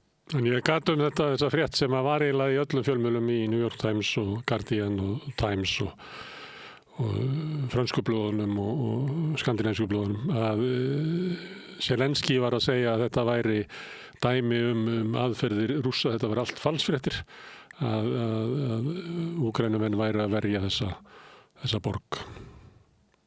Úkraínumenn væri að tapa henni minni? Nei, hann sagði að það væri falsfréttir að það væri að tapa henni. Þó svo þetta væri... Þetta er strategist mikilvægt svæði. Hann vill ekki, hann náttúrulega reyna að halda uppi baráttu anda í landinu. Þannig að hann mun ekkit viðurkenna það fyrir í fullan hefan. Það er alveg eðlilegt að hann mun segja það að þeir séu ennþá að verjast. Hann mun ekkit viðurkenna að það sé að missa svæði fyrir alveg í lengstu lög og þetta er búin að berjast mjög lengi og hann er að reyna að halda uppi einhvers konar baráttu anda en hann náttúrulega er í mjög erfiðri stöðu vegna þessara spillingarmála og fólkið þarna á þessu svæði og þessu mörgu svæðum hann í austurhlutanum hefur bara enga kynding og það hefur verið gríðarlega kalt í Úkraínu veturna og svo komur spillingamál upp sem tengist orkugeran. Þetta er eins og viðkvæmt og eldfimt eitthvað hægt að hafa það og það eru líkur á því að langmest af þessum aðilum sem þarna eru sem eru svona fólk sem hefur verið í kringum hann sé tengt þessu meira og minna þessari spillingu. Það verður mjög erfitt að skipta og finna einhverja aðila sem hafa trúverðuleika. Þannig að hann er í mjög vand, það er ekki bara að hann sé að glíma við Rússana, hann er að glíma við bara sín eigin stjórnvöld sem er náttúrulega að grafa undan trausti og og vekja mikla reiði meðal þeirra eigin ríkisborgara sem eru í frosthörku á nokkura kyndingar og rafmagn sem er alveg hrikaleg. Staða hans mjög erfið í dag. Þá sláum við, komum heyrjumst aftur kannski í næstu viku, veltum við fyrir okkur hvort að við ætlum að tala enn um Úkraínu, kannski fyrir við bara eitthvað allt annars staðar í heiminum, svo endanum náttúrulega kemur aftur heim úr þessu rannsóknarleyfi þínu og þá hittust við í Rauðaborði vonandi. Hilmar, beilsöllum í Tælandi og nágrannlöndum. Skilja því, þakka fyrir. Kæra þakkir. En við höldum áfram við Rauðaborði, við erum alltaf að reyna að skilja þennan heim og þetta samfélag og okkur sjálf. Næsti kafli eftir augnablik. Hvar skrá ég mig í áskrift? Samstöðin.is. Við lifum á tímum þegar þörfin fyrir opna og gagnrýna umræðu brýnni en nokkru sinni fyrr. Ég heiti Ólína Kjerúl Þorvarðardóttir og ég styð og vel Samstöðina, sjálfstæðan og óháðan fjölmiðil. Við erum í útvarpinu á FM 89,1.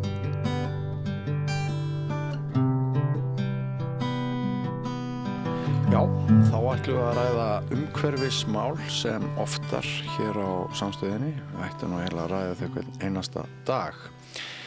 En 14% af orku landsins, 14% af orku landsins gæti verið óráðstafað næsta árið vegna bílunar hjá Norðuráli. Orkuveitan að boða niður skurð. En það eru fleiri raddir, það ekki nóg að virkja ef ekki hægt að flytja orkuna, segir Landsnet. Á sama tíma þá las ég það alltaf í morgun hjá fyrir þingmanni okkar Þór Sari að með framlagningu orkuspár þá sem sagt það sé búið að leggja fram orkuspá og þar sé allt í rugli, þar sé í rauninni verið að búa til ímyndaða þörf á orku eða hvernig maður á að segja það. Og maður heyrir hjá náttúruverndarsinnum að Jóhann Páll sé meiri orkuráðherra en umhverfis- og loftslagsráðherra. Og ég held að þið geti tekið undir með mér þegar ég staðhæfi að raddir umhverfisverndar eru veikari en ég man eftir þeim bara í áratugi inn á Alþingi og jafnvel utan. Nú COP-ráðstefnan að baki með bakslagi og lítilli niðurstöðu. Miðflokkurinn sem í mikilli sókn, hann talar oft þannig að við Íslendingar eigum að segja okkur frá alþjóðlegum skuldbindingum í þessa veruna. Þannig að það margt að spjalla. Og tveir góðu gestir komnir hér að Rauðaborðinu til þess að ræða sumt af því sem ég hef dripið á og örugglega margt fleira. Snorri Hallgrímsson, þú ert varaforseti ungra umhverfissinna, velkomin. Takk fyrir. Og Andri Skúlason, þú ert verkefnistjóri hjá Landvernd. Ef að byrja á þessu með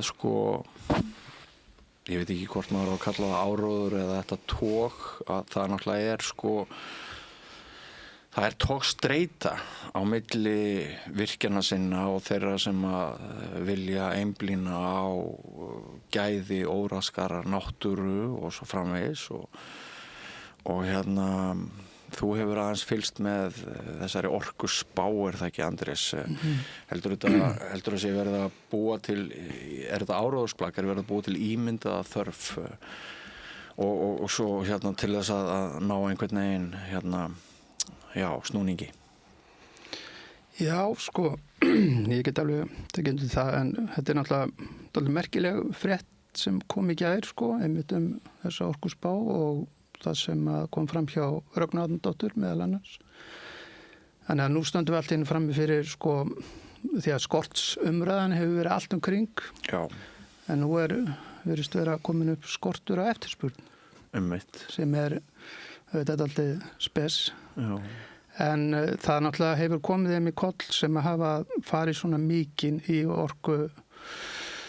orkuumræðinni að tala þessa eftirspurn sem ekki sé hægt að anna. Já. Það sé meira meir eftirspurn heldur en hérna raforkuframleiðsla, þannig að þetta kemur náttúrulega mjög illa við þá alla sem að hafa haldið fram. Og það hefur ekkert bara með þessi áföll að gera í hérna alveg grundartanga eða Pissi og Bakka.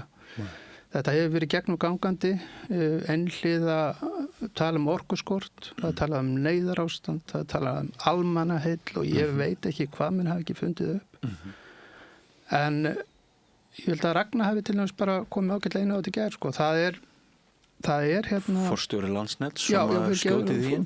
Nýr forstjóri Landsnets að menn hafa ekkert við fleiri virkjanir að gera ef þeir hafa ekki flutningskerfi til að flytja. Nei. Og hérna þannig að þessi markasetning á þessum orkusækna iðnaði er bara algjörlega út úr korti, þannig að hann er bara ekki raunhæfur. Og Landvernd sem slíkt hefur margoft lýst yfir að við höfum ekki að móti í að raforkukerfi sé endurnýjað þar sem það er náttúrulega komið af fótum fram mjög víða. Enda er það okkar markmið að það sé fyrst og síðast fari vel með þær orkuauðlindir sem við eigum. Og nú hef ég ekki alveg að takt hennum hvað það þýðir að bæta eða byggja upp orkukerfi, en þetta getur verið ígildi jafnvel tveggja meðalstóra virkjana. Já. Að geta strengt á milli landsvæða eftir hvernig háttar til stöðu í lónum og svo framvegis. Já. Þannig að ég veit ekki hvernig Alþingi mun taka þetta til sín, en ég hef maður haft áhyggjur af orðræðinu þar. Já. Og ekki síst orðræðu ráðherra. Þessa gríðarlegu orkuþörf sem að hann svo getur hins vegar ekki sýnt fram á hvar liggi nákvæmlega. Þetta er frekar pínlegt í alla staði að hlusta á þessa umræðu að ráðherra og eða aðri þingmenn að þeir skulu ekki geta útskýrt það í hverju þetta liggur, og eins talandi að fara með orkuna í þá orku sem verði framleidd og er framleidd meira yfir orkuskipti, þá er heldur ekki búið að skilgreina hvað það er sem að fellur undir orkuskipti nákvæmlega. Nei. En Ragna er að, hún er að tala það líka að hér á árum áður þegar við lögðum byggðarlínunar, að þá var svona samhugur og samstaða og allir voru á sama báti, en hún er líka aðeins að því að það séu ómargar hindranir til þess að komast áfram. Já, við skulum endilega ræða það. Já. Þegar hún hefði þetta geta sagt bara en hennar staða leyfir það nú kannski ekki að hjóla í þá sem að hafa raunverulega verið að þvælast fyrir uppbyggingu á flutningskerfinu og varandi leyfisveitingar. Það hefur hentað ráðherrum og þinginu að kenna náttúruverndarsamtökum að við höfum verið að kæra hitt og þetta. En bara fyrir þá sem vilja kynna sér, þeir geta gert það. Þetta vandinn liggur í því að ná að semja við landeigendur annars vegar og sveitarfélög hins vegar. Þar hefur vandinn legið, en þingmenn eru náttúrulega ekkert mikið áfram að vera að blasta því mikið af því að þarna er nú eins og atkvæði þeirra. Þannig að þetta kemur ekki vel út fyrir þá þegar að nánar er skoðað. Já. Þannig að Landvernd hefur tekið þátt í ég mann best einni kæru með þá vel að merkja sveitarfélagi á sínu tíma í Vogum. Og það er annars eru Blöndulínan, Holtavöruheiði lína þar, þetta eru langmestu leyti bara landeigendur og sveitarfélög sem hafa skoðanir á því. Já. Sem er líka alveg eðlilegt hafa skoðanir í hvað línan eigi að koma. Já. Og þetta er viðfangsefnið. Snorri, mín upplifun er svolítið svo að við eigum öll að stökkva á sama vagnin, við eigum að virkja mikið, jafnvel þótt að séu ekki kaupendur og jafnvel þótt að séu ekki notendur og við eigum svolítið að fara út úr svona töfum sem orðið hafa á virkjanaframkvæmdum og því öllu, sumir kenna VG það og eitthvað svoleiðis. Svona mann sýnir þess að sé ný bylgja uppi í þessum efnum á sama tíma og það er eiginlega bara mjög lítil umræða loftslagsmál og svona stærstu ógnir sem steðja að þinni kynslóð og þeim sem á eftir koma, þær eru á sama tíma bara einhvern veginn liggja óhreyfðar niður í einhverjum kassa. Er þetta bara mín upplifun að tekur undir þetta? Ég tek undir þetta allavega að miklu leyti. Það sem mér finnst nú alltaf frekar blóðugt við þessa umræðu það að menn vilja alltaf virkja meira, og þetta auðvitað allt sem gert einungis í þágu loftslags- og framtíðar kynslóða, það að það hvergi eru nokkur áform það að þessari orku eigi að forgangsraða eða raða á nokkun hátt í orkuskipti. Það nefnilega málið. Eða neitt slíkt. Heldur einungis eins og ávallt skal vera til hæstbjóðanda hver sem hann kann nú að vera hverju sinni.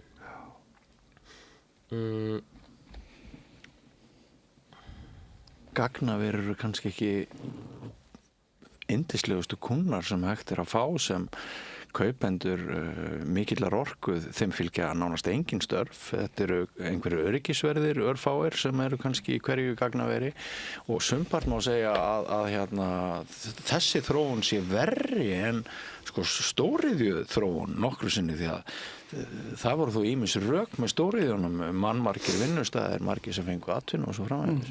Þeir allavega bjóða upp á nokkuð af störfum og vissulega vel borguð. Gagnaverin bjóða upp á ekkert slíkt nema aðeins uppbyggingu, og svo líka síðan bara spurning hvað verður þau þegar, sem ég held að muni gerast, að þessi AI-bóla muni springa á komandi mánuðum með árum. Verður greiðslufalli á gagnaverum framtíðarinnar með sama hætti og það er greiðslufalli á Norðuráli núna, og eins og ég sagði áðan, alltaf 13% orkunar gæti verið óráðstafað bara núna næstu misseri. Það svo lítil umræða þetta. Já, ef ég má fyrst koma inn á þetta með orkuskiptin, menn get ekki sagt í hvað á að fara.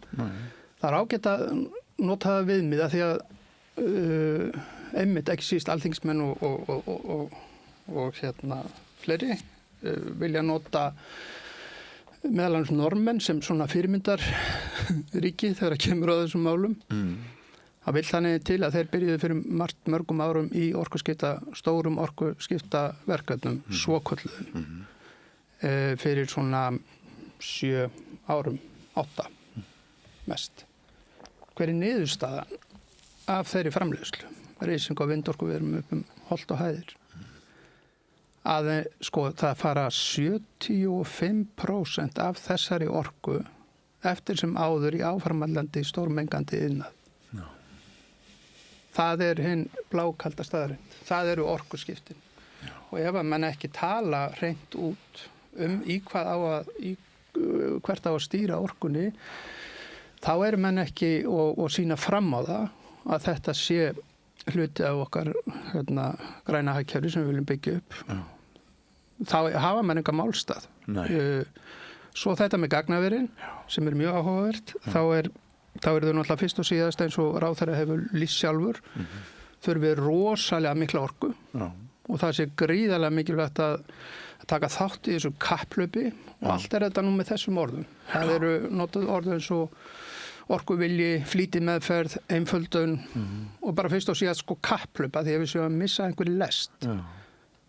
En ef við ættum að læra einhvers staðar af reynslunni, þá ættum við kannski að horfa til mistaka annara í þessum efnum. Gagnaverin eru þannig, ég meina, við þurfum gagnaverina, ég ætla ekki að efast það, en að veðja á þetta blind og moka orku inn í þennan iðnað sem vel að merkja eftirlitslaus. Þeir geta sagt bara hvað sem það ekkert eftirlit með gagnaverum. Við vitum ekki hvað verið að nota orkuna sem streymt inn í gagnaverin. Og það getur ekki verið að okkur, hvorki náttúruvendinni eða landsmönnum, sé bara sama það í hvað orkan fari, að þetta svo orkufrekt. Og þá minni ég á það ekki nema 2-3 mánuði síðan að Interpol kom bara hér upp á Ísland og fletti ofan af stórkostlegu peningaþvætti sem bara vistaði gagnaver á Íslandi.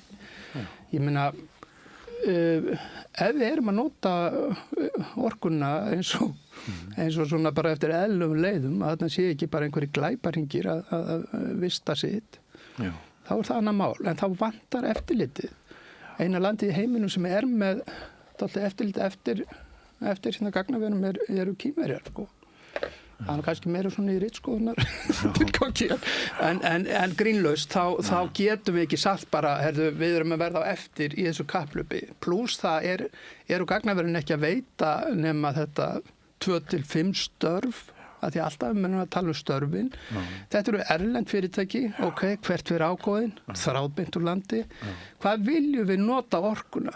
Ég satt með forstjóra grænmetisræktanda ekkert fyrir svo ægilega löngu síðan og hann var að lýsa því yfir að það var að hellast yfir sér raforkuverðshækkanir.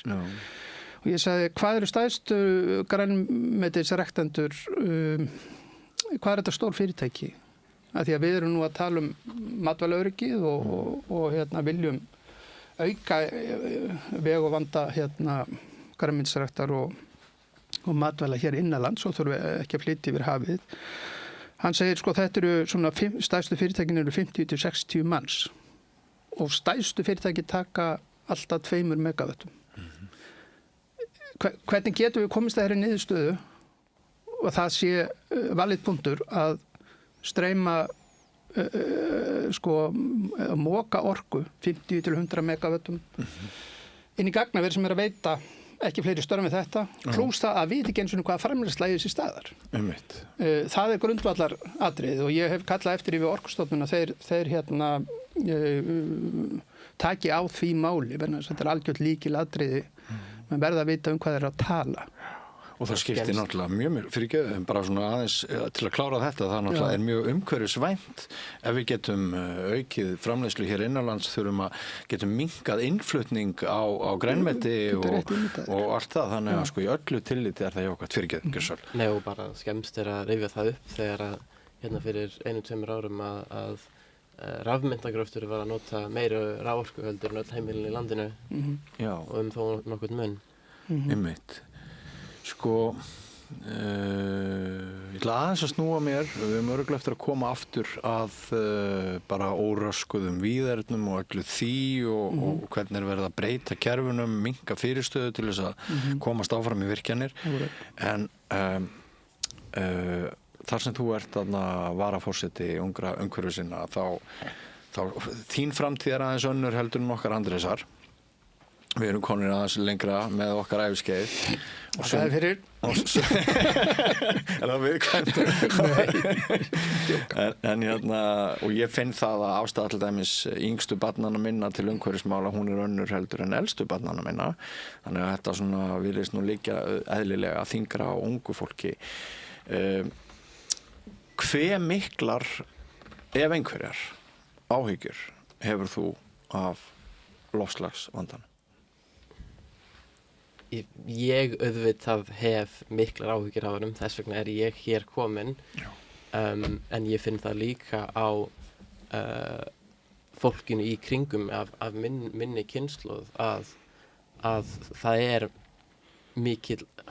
fólk hefur miklar áhyggjur af loftslagsvandanum. Þetta er, okkur er mér var nú á sínum tíma kennt bara í grunnskóla, þetta var lykil atriði var að öllum krökkum er kennt mikilvægi hringrása og hafstrauma í Norður-Atlantshafi fyrir líf hér á Íslandi, að hér sé svo hlýtt fyrir okkar breytargörðu og bara að hér sé byggilegt. Og nú stöndum við frammi fyrir því að við erum nú þegar að sjá mælanlega að hægja á þessum hringrásum sem er til dæmis orsök þessa bláa poll sem við stundum hangið hérna yfir Íslandi og höfuðborgarsvæðinu. En að nú stefnir það að ef við erum heppin að þá gæti jafnvel kólnað hér meðan að eða stað hittastig meðan annar staðar hitnar, en ef við erum óheppnari þá getum við staðið fyrir því að þessi hafstraumar hægist svo mikið á þeim og jafnvel að þeir hrynji, að hér verði bara svo kalt að sé ill búsvælegt. og þetta heldur hefur umhverfisráðherra talað um hástöfum og erlendum ráðstefnum en ekki jafn mikið farið fyrir því hérna heima. Það er áhugavert, mitt. Af því að ég held kannski að þetta myndi ná svolítið í gegn. Þetta yrði svona vekjaraklukka sem myndi hringja og myndi spýta í loftslags- og umhverfismálin hérna, þetta með Golfstrauminn sem þú ert að nefna.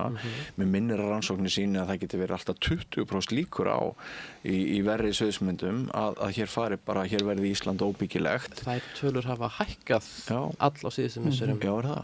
Já, einmitt. Og sko, þegar við veltum fyrir okkur raforku, virkjanaframkvæmdum og öllu því, þá skildi maður einmitt ætla að við værum að hugsa þetta allt í einhverju heildar loftslagssamhengi. Ekki satt? Akkurat. Og ég vil bara taka undir með Snorra varðandi þessi mál.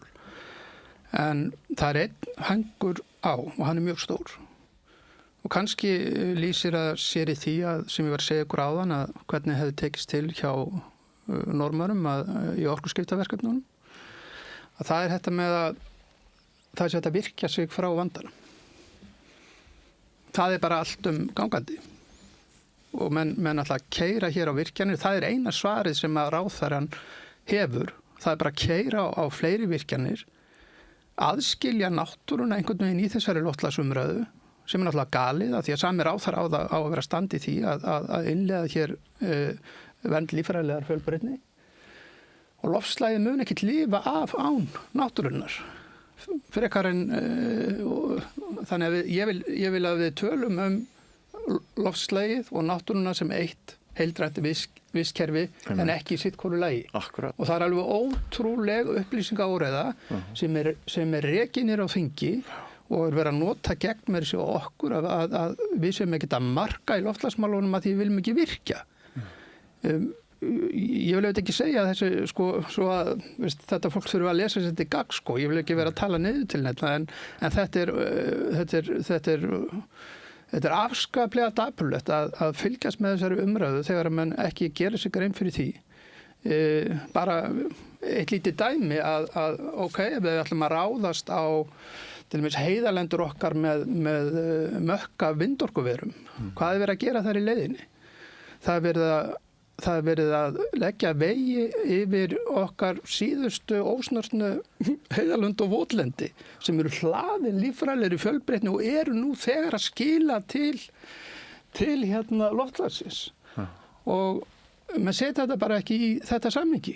Þetta er bara að keyra áfram í staðan fyrir að við þurfum að, ef við einhvern tímann haft ástæðu til þess að staldra við og horfa í kringum okkur, þá er það núna. Já. Og vanda okkur næstu skref. Já. En það er bara engin vilji til þess. Það er bara sett bláköld grjóthörð orkustefna í gang. Já. Og hún á svo bara bjarga restinni. Náttúruvernd er bara ekki hún er bara ekki nefnd á Alþingi. Nei. Og þetta með líffræðilega fjölbreytni sem við erum búin að gera samkomulag alþjóðlegt. Já. Nei. Jú, þetta er sett inn svona sem einhver svona inn í áætlanir og eitthvað, við ætlum að gera þetta. En ég ætla ekki að taka það á ráðherra, hann segist ætla að ráðast að því að endurheimta votlendi. Það er eina aðgerðin sem ég hef heyrt hann tala um að viti, en hvað sem honum verður svo úr, veit ég ekki. En þetta orkurant eilífa og það sem er verið að búa til, sko, fyrst og síðast ganga erinda orkugeirans. Það fer ekkert á milli mála. Ráðherrann gerir það. Ráðherrann sem stígur í pontu núna fyrir nokkrum dögum á Alþingi og segist hafa setið í vinnustofum með orkugeiranum til þess að móta þær breytingar sem að núna liggja fyrir 12 lagabálkum inn á þingi, þar sem er verið að sko rýra stytta ferla og þá nota menn orðið eins og einföldu ferla og það er ekkert skýrt nánar. Það er flýtið meðferð. Það er aukið skilvirkni. Í grunni þýðir þetta bara það að það er verið að róðdraga þarna lög sem að tók þing okkar og þjóð marga áratugi að koma á til þess meðal annars að búa til einhverja sátt og umgjörð utanum þessar hluti. Þú ert að tala um rammaáætlun. Ég er að tala um ramma, ég er að tala um bara til eins og umhverfisréttin sem er til, Árósarsamningin sem okkur ber að virða jú, rammaáætlun er hluti af þessari umræðu. En núna hefur hann tekið gengið náttúrulega mikið lengra hann farin að beita svona einræðis tilburðum með því að taka, ég get nefnt dæmi, 5 virkjanakostir lágu til grundvallar til umsagnar. Og það átti annarkvort bara, þeir voru teknir út til þess að taka bara afdráttarlausa afstöðu gagnvart þeim, þeir voru teknir út og þá átti að leggja mat á það annarkvort færiðu bara í vernd eða í nýtingu. 4 af þessum virkjanakostum fenguður í nýtingu. Það var 1 eftir sem settur í vernd. Og hvað gerir ráðherra þegar kemur að þessum eina verndarkosti sem að skoraði langhæst af öllum í vernd? Hann fær menningarmálaráðherra til þess að ganga erinda sinna því hann er vanhæfur, til þess að taka þennan eina kost úr vernd sem að var inni. 1 af 5. Hvaða virkjunarkostur var það? Þetta er Hamarsvirkjun fyrir austan. Af hverju var hann vanhæfur? Hann hefði nú verið best ef hann hefði skýrt það út sjálfur, en þetta var ótrúlegt að þetta skildi ekki hafa ratað í fjölmiðla, en það er bara lýst yfir að Logi Einarsson hafi verið settur í þetta embætti til þess að taka þessa ákvörðun. Það var ekki skýrt nánar. Þetta var svona eins og umhverfisráðherra hefði bara farið í frí. En þegar að allt kemur til alls, þá var þetta út af vanhæfi hans. Hvers konar vanhæfi? Vanhæfið er fólkið í því. Það er skýrt ágætlega kom fram meðal annars í Austurfrétt sem er fjallað málefni Hamarsvirkjunar 20. ágúst. Þá kemur það fram að ráðherra hefur þurft að stíga til hliðar vegna vanhæfis út af tilteknu fyrirtæki sem var meðal þessara 5 virkjanakosta. Og hvernig tengist það fyrirtækinu, ráðherrann? Já, augljóslega það mikið að hann hefur lagt mat á það sjálfur og hann hafi verið vanhæfur. Er þetta eitthvað fjölskyldubönd eða? Já. Hvernig fjölskyldubönd? Það kemur ekki fram í greininni, en að því er best ég sjálfur persónulega hef séð það tengst hans við fyrirtæki Reykjavík Geometal sem er með Bolölduvirkjun. Og það er einmitt í þessu ljósi hann lýsir sig vanhæfan í þessu máli eða gerir það reyndar ekki nema að þessi togað út úr ráðuneytinu. Og sama tíma stígur sami ráðherra upp í pontu Alþingi og leggur til lagabreytingar, stórkostlega lagabreytingar sem á að greiða sérstaklega götu jarðvarmavirkjana.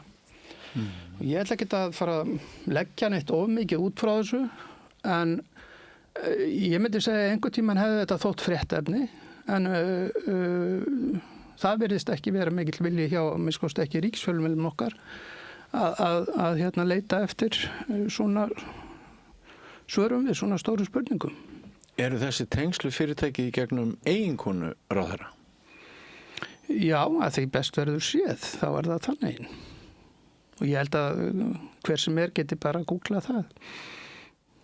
En þessi tengdafæðir hans, og ég segi það bara sjálf. Þessi tengdafæðir hans sem er þarna ræður ríkjum, involveraður í þetta fyrirtæki, það mikið að... Sem gæti haft hagsmuna gæta. Já, augljóslega. Ég menna, þú færið ekki menningarmálaráðherra til að taka svona stóra ákvarðanir nema því að þú ert rækilega vanhæfur. Það bara segir sína sögu.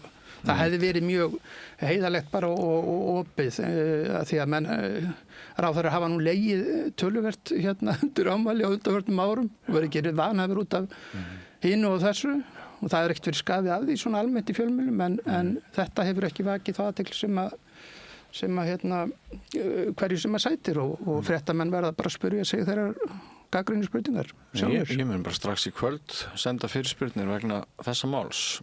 Já. En takk fyrir það. Ert þú sammála því sem að maður heyrir svolítið að ráðherrann okkar, hann Jóhann Páll, hann sé svona meiri orkumálaráðherra heldur en umhverfis- og loftslagsráðherra, því að hann er með alla 3 hattana, sami maðurinn? Já, og deila má geti þess. Það má allavega lesa það í svona þær helstu og háværustu aðgerðir sem hann og ráðund hans hefur ráðist í svona á síðasta árinu. Hann hefur nú vissulega haft mörg fögur fyrirheitin líka. Hefur farið nú ekki jafn hátt mörg, en hefur farið með þau eins og á umhverfisþingi og öðrum svona öðrum vettvöngum. Og ef að vilja vernda frekar virkjanakosti sem eru ekki nýttir og endurheimt votlendis, bætt orkunýtni og ýmislegt annað. Og ef að hann raunverulega ræðst í þessar aðgerðir, þá safnar hann alveg mörg stig með því líka, sko. Svona, það sem að hans framganga hinga til. Ég held að Stefán Jón Hafstein hafi bent á það að á haustfundi Landsvirkjunar hafi þeim tekist að komast í gegnum alla dagskrána án þess að nefna orðið umhverfismál eða loftslagsmál. Og samt voru þarna ansi margir sem að töluðu út allt. Já, þetta bara línan. Ég meina, farið á fund hjá Samorku, samtökum iðnaðarins eða samtökum atvinnulífsins. Þú bara... Hvað finnst ykkur það? Ættu ekki öll að vera þarna, sko? Jú, ég vil bara segja, gagnvart því sem að Snorri segir sko, þessi myndu góðu verk og áheit sem að ráðherrann hefur lagt fram að friðlýsa þessi verkefni sem að hafa verið flokkuð í vernd. Þú varst að tala um það? Já. Þá er það auðvitað bara alveg súrrealískt að sko, það er þannig að sé verkefni flokkað í vernd, þá er bara lögum samkvæmt, sko, það eiga þau faktískt að fara í vernd og friðlýsingu. Ok, það verður ekki búið að því, það er mjög gagnrýnivert og það er rétt hjá þeim. En þú svarar því ekki með því að taka þá 3 stór verkefni úr vernd og setja í bið. Það getur ekki verið svar. Og það er það sem við erum að deila á, sko, og þannig að ég meina að það er þegar búið að setja þessi verkefni sem að tala um að friðlýsa í vernd, það var ekki hann sem gerði það. Nei. Og þeir sem að skildu rammaáætlunina fyrst eða túlkuðu hana þannig, en það sem einu sinni væri komið í vernd, það skildi vera komið í vernd þar fyrir fullt og allt. En svo hafa tímar breyst og mennum fann umgangst þetta bara eins og einhvern nefnpóka. En 2 af þessum, bara sem dæmi, hversu langt er gengið í að taka úr vernd? 2 af þessum kostum, Kjalalda og Héraðsvötn. Síðasta ríkisstjórn tók hann úr vernd, sett hann í bið, af því að við vorum með einhverja stórkostleira sem að það ekki verið unnið af umhverfisrannsóknum að heilindum. Hvað var þá gert? Hún fór aðra umferð í gegnum rammaáætlun til þess að þá að fara í þessa þætti sem voru gerðir athugasemdir við og ekki nóg með það. Heldur var fengið yfirmat frá erlendum hlutlausum aðila Kjalöldu og Héraðsvötn og hann fann nákvæmlega ekkert að vinnubrögðum rammaáætlunar og sérfræðinga sem mikið verið að hjóla í. Þannig að eftir stendur enga síður að þrátt fyrir, sko, óumdeilda niðurstöð sérfræðinga og vísindamanna, þá er þetta gert. Það voru tekin úr verndinni og sett í bið. Þetta auðvitað með miklu ólíkindu vegna þess að sko hinga til hafa menn vilja styðjast og ég hef alltaf haldið líka að það væri svona heillavænlegast leið líka fyrir náttúruverndina að maður myndi bara styðjast við rannsóknir og vísindi. Það væri svona þessi samnefnari sem að gæti verið falin til sátta. Þar liggur þekkingin og ákveðum við öðru að byggja. En þarna tekur Alþingi bara ákvörðun þvert á og ég held að það hafi ekki verið hægt að stinga hnífnum dýpra heldur en einmitt þetta. Og í kjölfari hljótum við að spyrja okkur að því er þessi rammaáætlun er hún komin til að vera eða hvað vilja menn með þetta tæki? Fyrir utan gleymi ég að nefna sko, það er ekki bara það að hann hafi gert þetta, heldur tekur hann aðra ákvörðun sem er algjörlega fáherð og skilur augljóslega engin að taka úr bið og setja í nýtingu einhliða verkefni sem að kom með þess að mjög illa út í umhverfismati sem er vindorkuverkefni upp á Garpdalsheiði ofan í verndarsvæði Havarnarins sem að var ekki búið að ljúka rannsóknum á. Það nærilega bara einhver tali þessar ákvarðanir sem eru teknar og þetta skulle vera umhverfisráðherra og af því tilefni fekk ég mjög góða spurningu og við sem sátum fyrir umhverfis- og samgöngunefnd í síðustu viku niður á þingi hvort af okkur þætti það hafi verið góð ákvörðun að setja þetta saman í ráðuneyti, umhverfis og orkumálin og loftslagsmálin sem að ráðherra hefur haldið mjög á lofti að væri alveg ægilega gott mál. Ég veist ekki með það þægilegt fyrir hann að hafa þetta bara allt annars sömu skúfu. Nema hvað, ég svaraði því til. Gerið ykkur grein fyrir því að það þótti ástæða 1991 að stofna sjálfstætt umhverfisráðuneyti. 1991. Áskoranir í umhverfis- og loftslagsmálum hafa það bil 100-faldast frá þeim tíma. Hver ætlar að samfara mig það að það sé ekki þörf fyrir sjálfstætt umhverfisráðuneyti undir þessu kringumstæðum. Þegar við erum að eiga við langstæðustu áskoranir samtímans. Þetta glíma við peninga.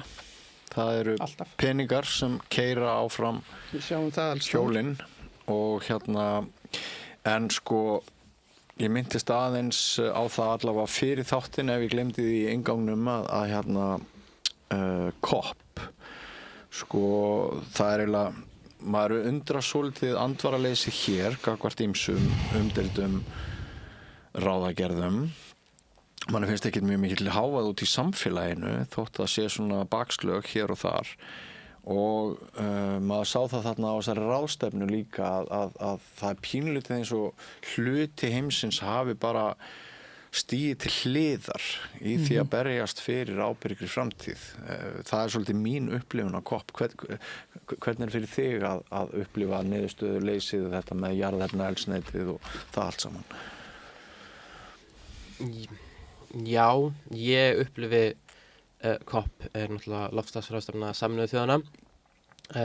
Ég upplifi, já, vissulega þetta ákveðna ráðaleysi en að þarna voru mjög harðar deilur milli mótmælanda sem fjölmenntu á ráðstefnuna í liði með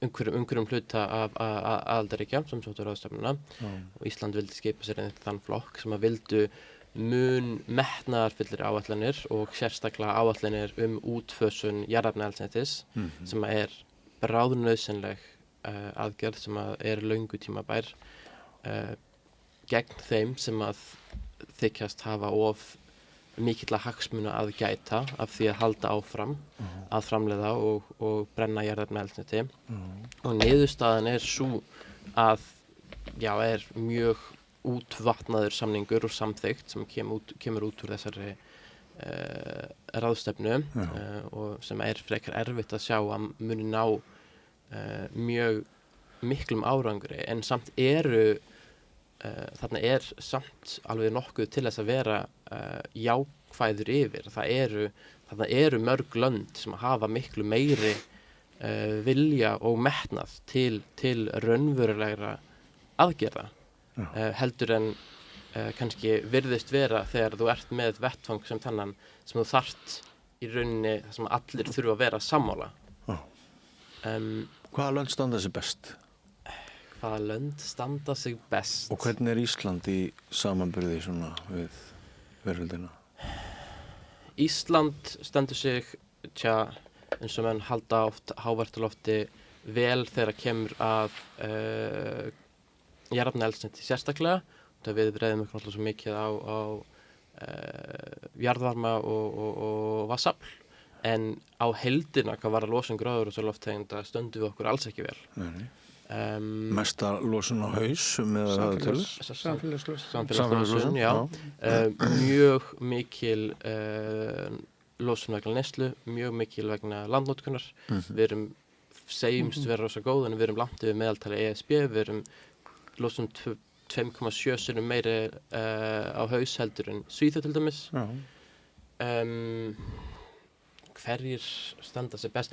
Menn standa sig misvel á misjöfnum sviðum. Ég veit ekki hvort ég ætli að... Já, það svona kannski eitt landar með þetta í lagi og annan með hitt og svo framvegis. Ýmsum stöðum í Evrópu menn með góð markmiður, ýmsar mikið af góðum lögjum, Holland, Frakkland, Danmörk að vissu leyti.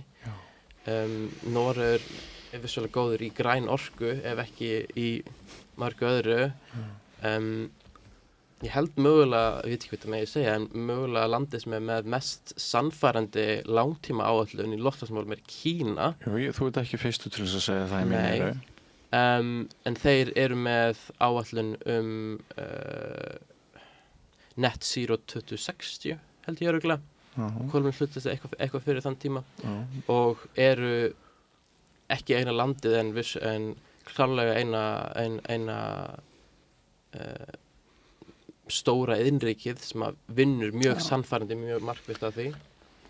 Ætli þeir sjáu sér Andrés er ekki sannfærður en það allt í lagi. Ætli þeir sjáu sér að einhverju leyti veraldlegan hag í þessu eða ætli þeir séu bara að hugsa umhverfis og loftslagsmálin? Það eru veraldlegur hagur í umhverfis og loftslagsmálum að þú hafir að landið þitt fari ekki á koll á næstu 50 árum. Þetta var alveg fáránlega heimskuleg spurning en þið kannski skiljið hvað ég er að fara. Ég skil hvað þú ert að meina og hluthafi sem líka að fólk á svæðum eins og stóru hluta Kína og austur Suðaustur-Asíu eru bara löngu farin að finna á eigin skinni áhrif loftslagsbreytinga og hafa bara djúpar áhyggjur af því sem að koma skal. Þetta allt rétt fyrir hjá Snorra Kína hefur hlutfallslega með íbúafjölda verið að standa sig framúrskarandi og eru komin fram úr líka í tæknilausnum og annað langt fram úr Evrópu og líka Bandaríkjunum og mörgum sviðum þannig að en þeir búa náttúrulega við þennan gríðarlega mannfjölda og það tekur tíman að ná þessari afleiðingum að innbyltingu þeirra niður en ég má til með að bæta við hvernig stöndum við okkur í loftslagsmálunum og það er auðvitað þannig en ef við tölum út frá orkunni þá erum við með nánast 99% endurnýjanlegri orku skulum átta okkur á því niður í Evrópu er staðan náttúrulega gríðarlega misjöfn bara eftir löndum en þar er sumstaðar staðan hún er frá svona 20-30% aðeins af endurnýjanlegri orku það að núna liggi fyrir á þingi að ráðherra vilji fara niður á sama level og þjóðir sem eru með eiga eftir að vinna sig algjörlega upp vegna orkuskorts sem hægt að tala til þess að ná nægilega endurnýjanlegri orku er algjörlega fáheyrt og það hefur með það að gera að nú vill hann innleiða Evrópulöggjöf sem að snýra því að þeir hafa þurft að laga sig að þessu stytta ferla og annað hjá þjóðum sem að sannarlega hafa liðið skort en það er engin þjóð í heiminu sem býr vel ef við erum að nota þetta orðtak endurnýjanlega orku eins og Ísland og hér láta menn eins og við sem að blóðræna úr orkuskorti. Akkurat. Það sem ég átti við áðan þegar ég formaði kolviklaust spurningum kynverjana það var peningalega til skamms tíma því vegna þess að það er svo mikil skammsýni hvort þeir sæju sér ekki því peningalega bara í samtímanu til skammstíma að breyta hlutunum þessi skammsýni sem að ríður núna yfir okkur öll hún þetta eru mikil vonbrigði við upplifðum Gretu Thunberg og mikla vakningu í heiminum rétt fyrir COVID og við heldum við værum öll að fara að tala einni röddu við ætluðum að nálgast heiminn upp og nýtt það er eiginlega bara allt farið segi ég. Hérna núna allt horfið sem lögð var áhersla á rétt fyrir COVID og núna bara eins og í morgun þá var ég að lesa það að það væri mjög mikil tregða hjá til dæmis stjórnvöldum í Þýskalandi gildistöku bensín og á banni framleiðslu bensín og dísilbíla og átt að taka gildi 2035. Það er eiginlega alveg saman hvar borið er niður. Það sem við ætluðum að gera, við erum að fresta því og við erum kannski hætt við að gera það. Og það er í því ljósi sem að líkir þessu við sko Róm sem brennur og hérna peningaöflin spila á strengja hljóðfæri á meðan og gagnrýnin umræða þessi mál. Hún er bara hérlendis alveg sára lítil og þið til dæmis ungt fólk maður sér bara, þið fáið ekkert mjög mörg tækifæri til þess að lýsa ykkar málstað. Er það ekki rétt hjá mér?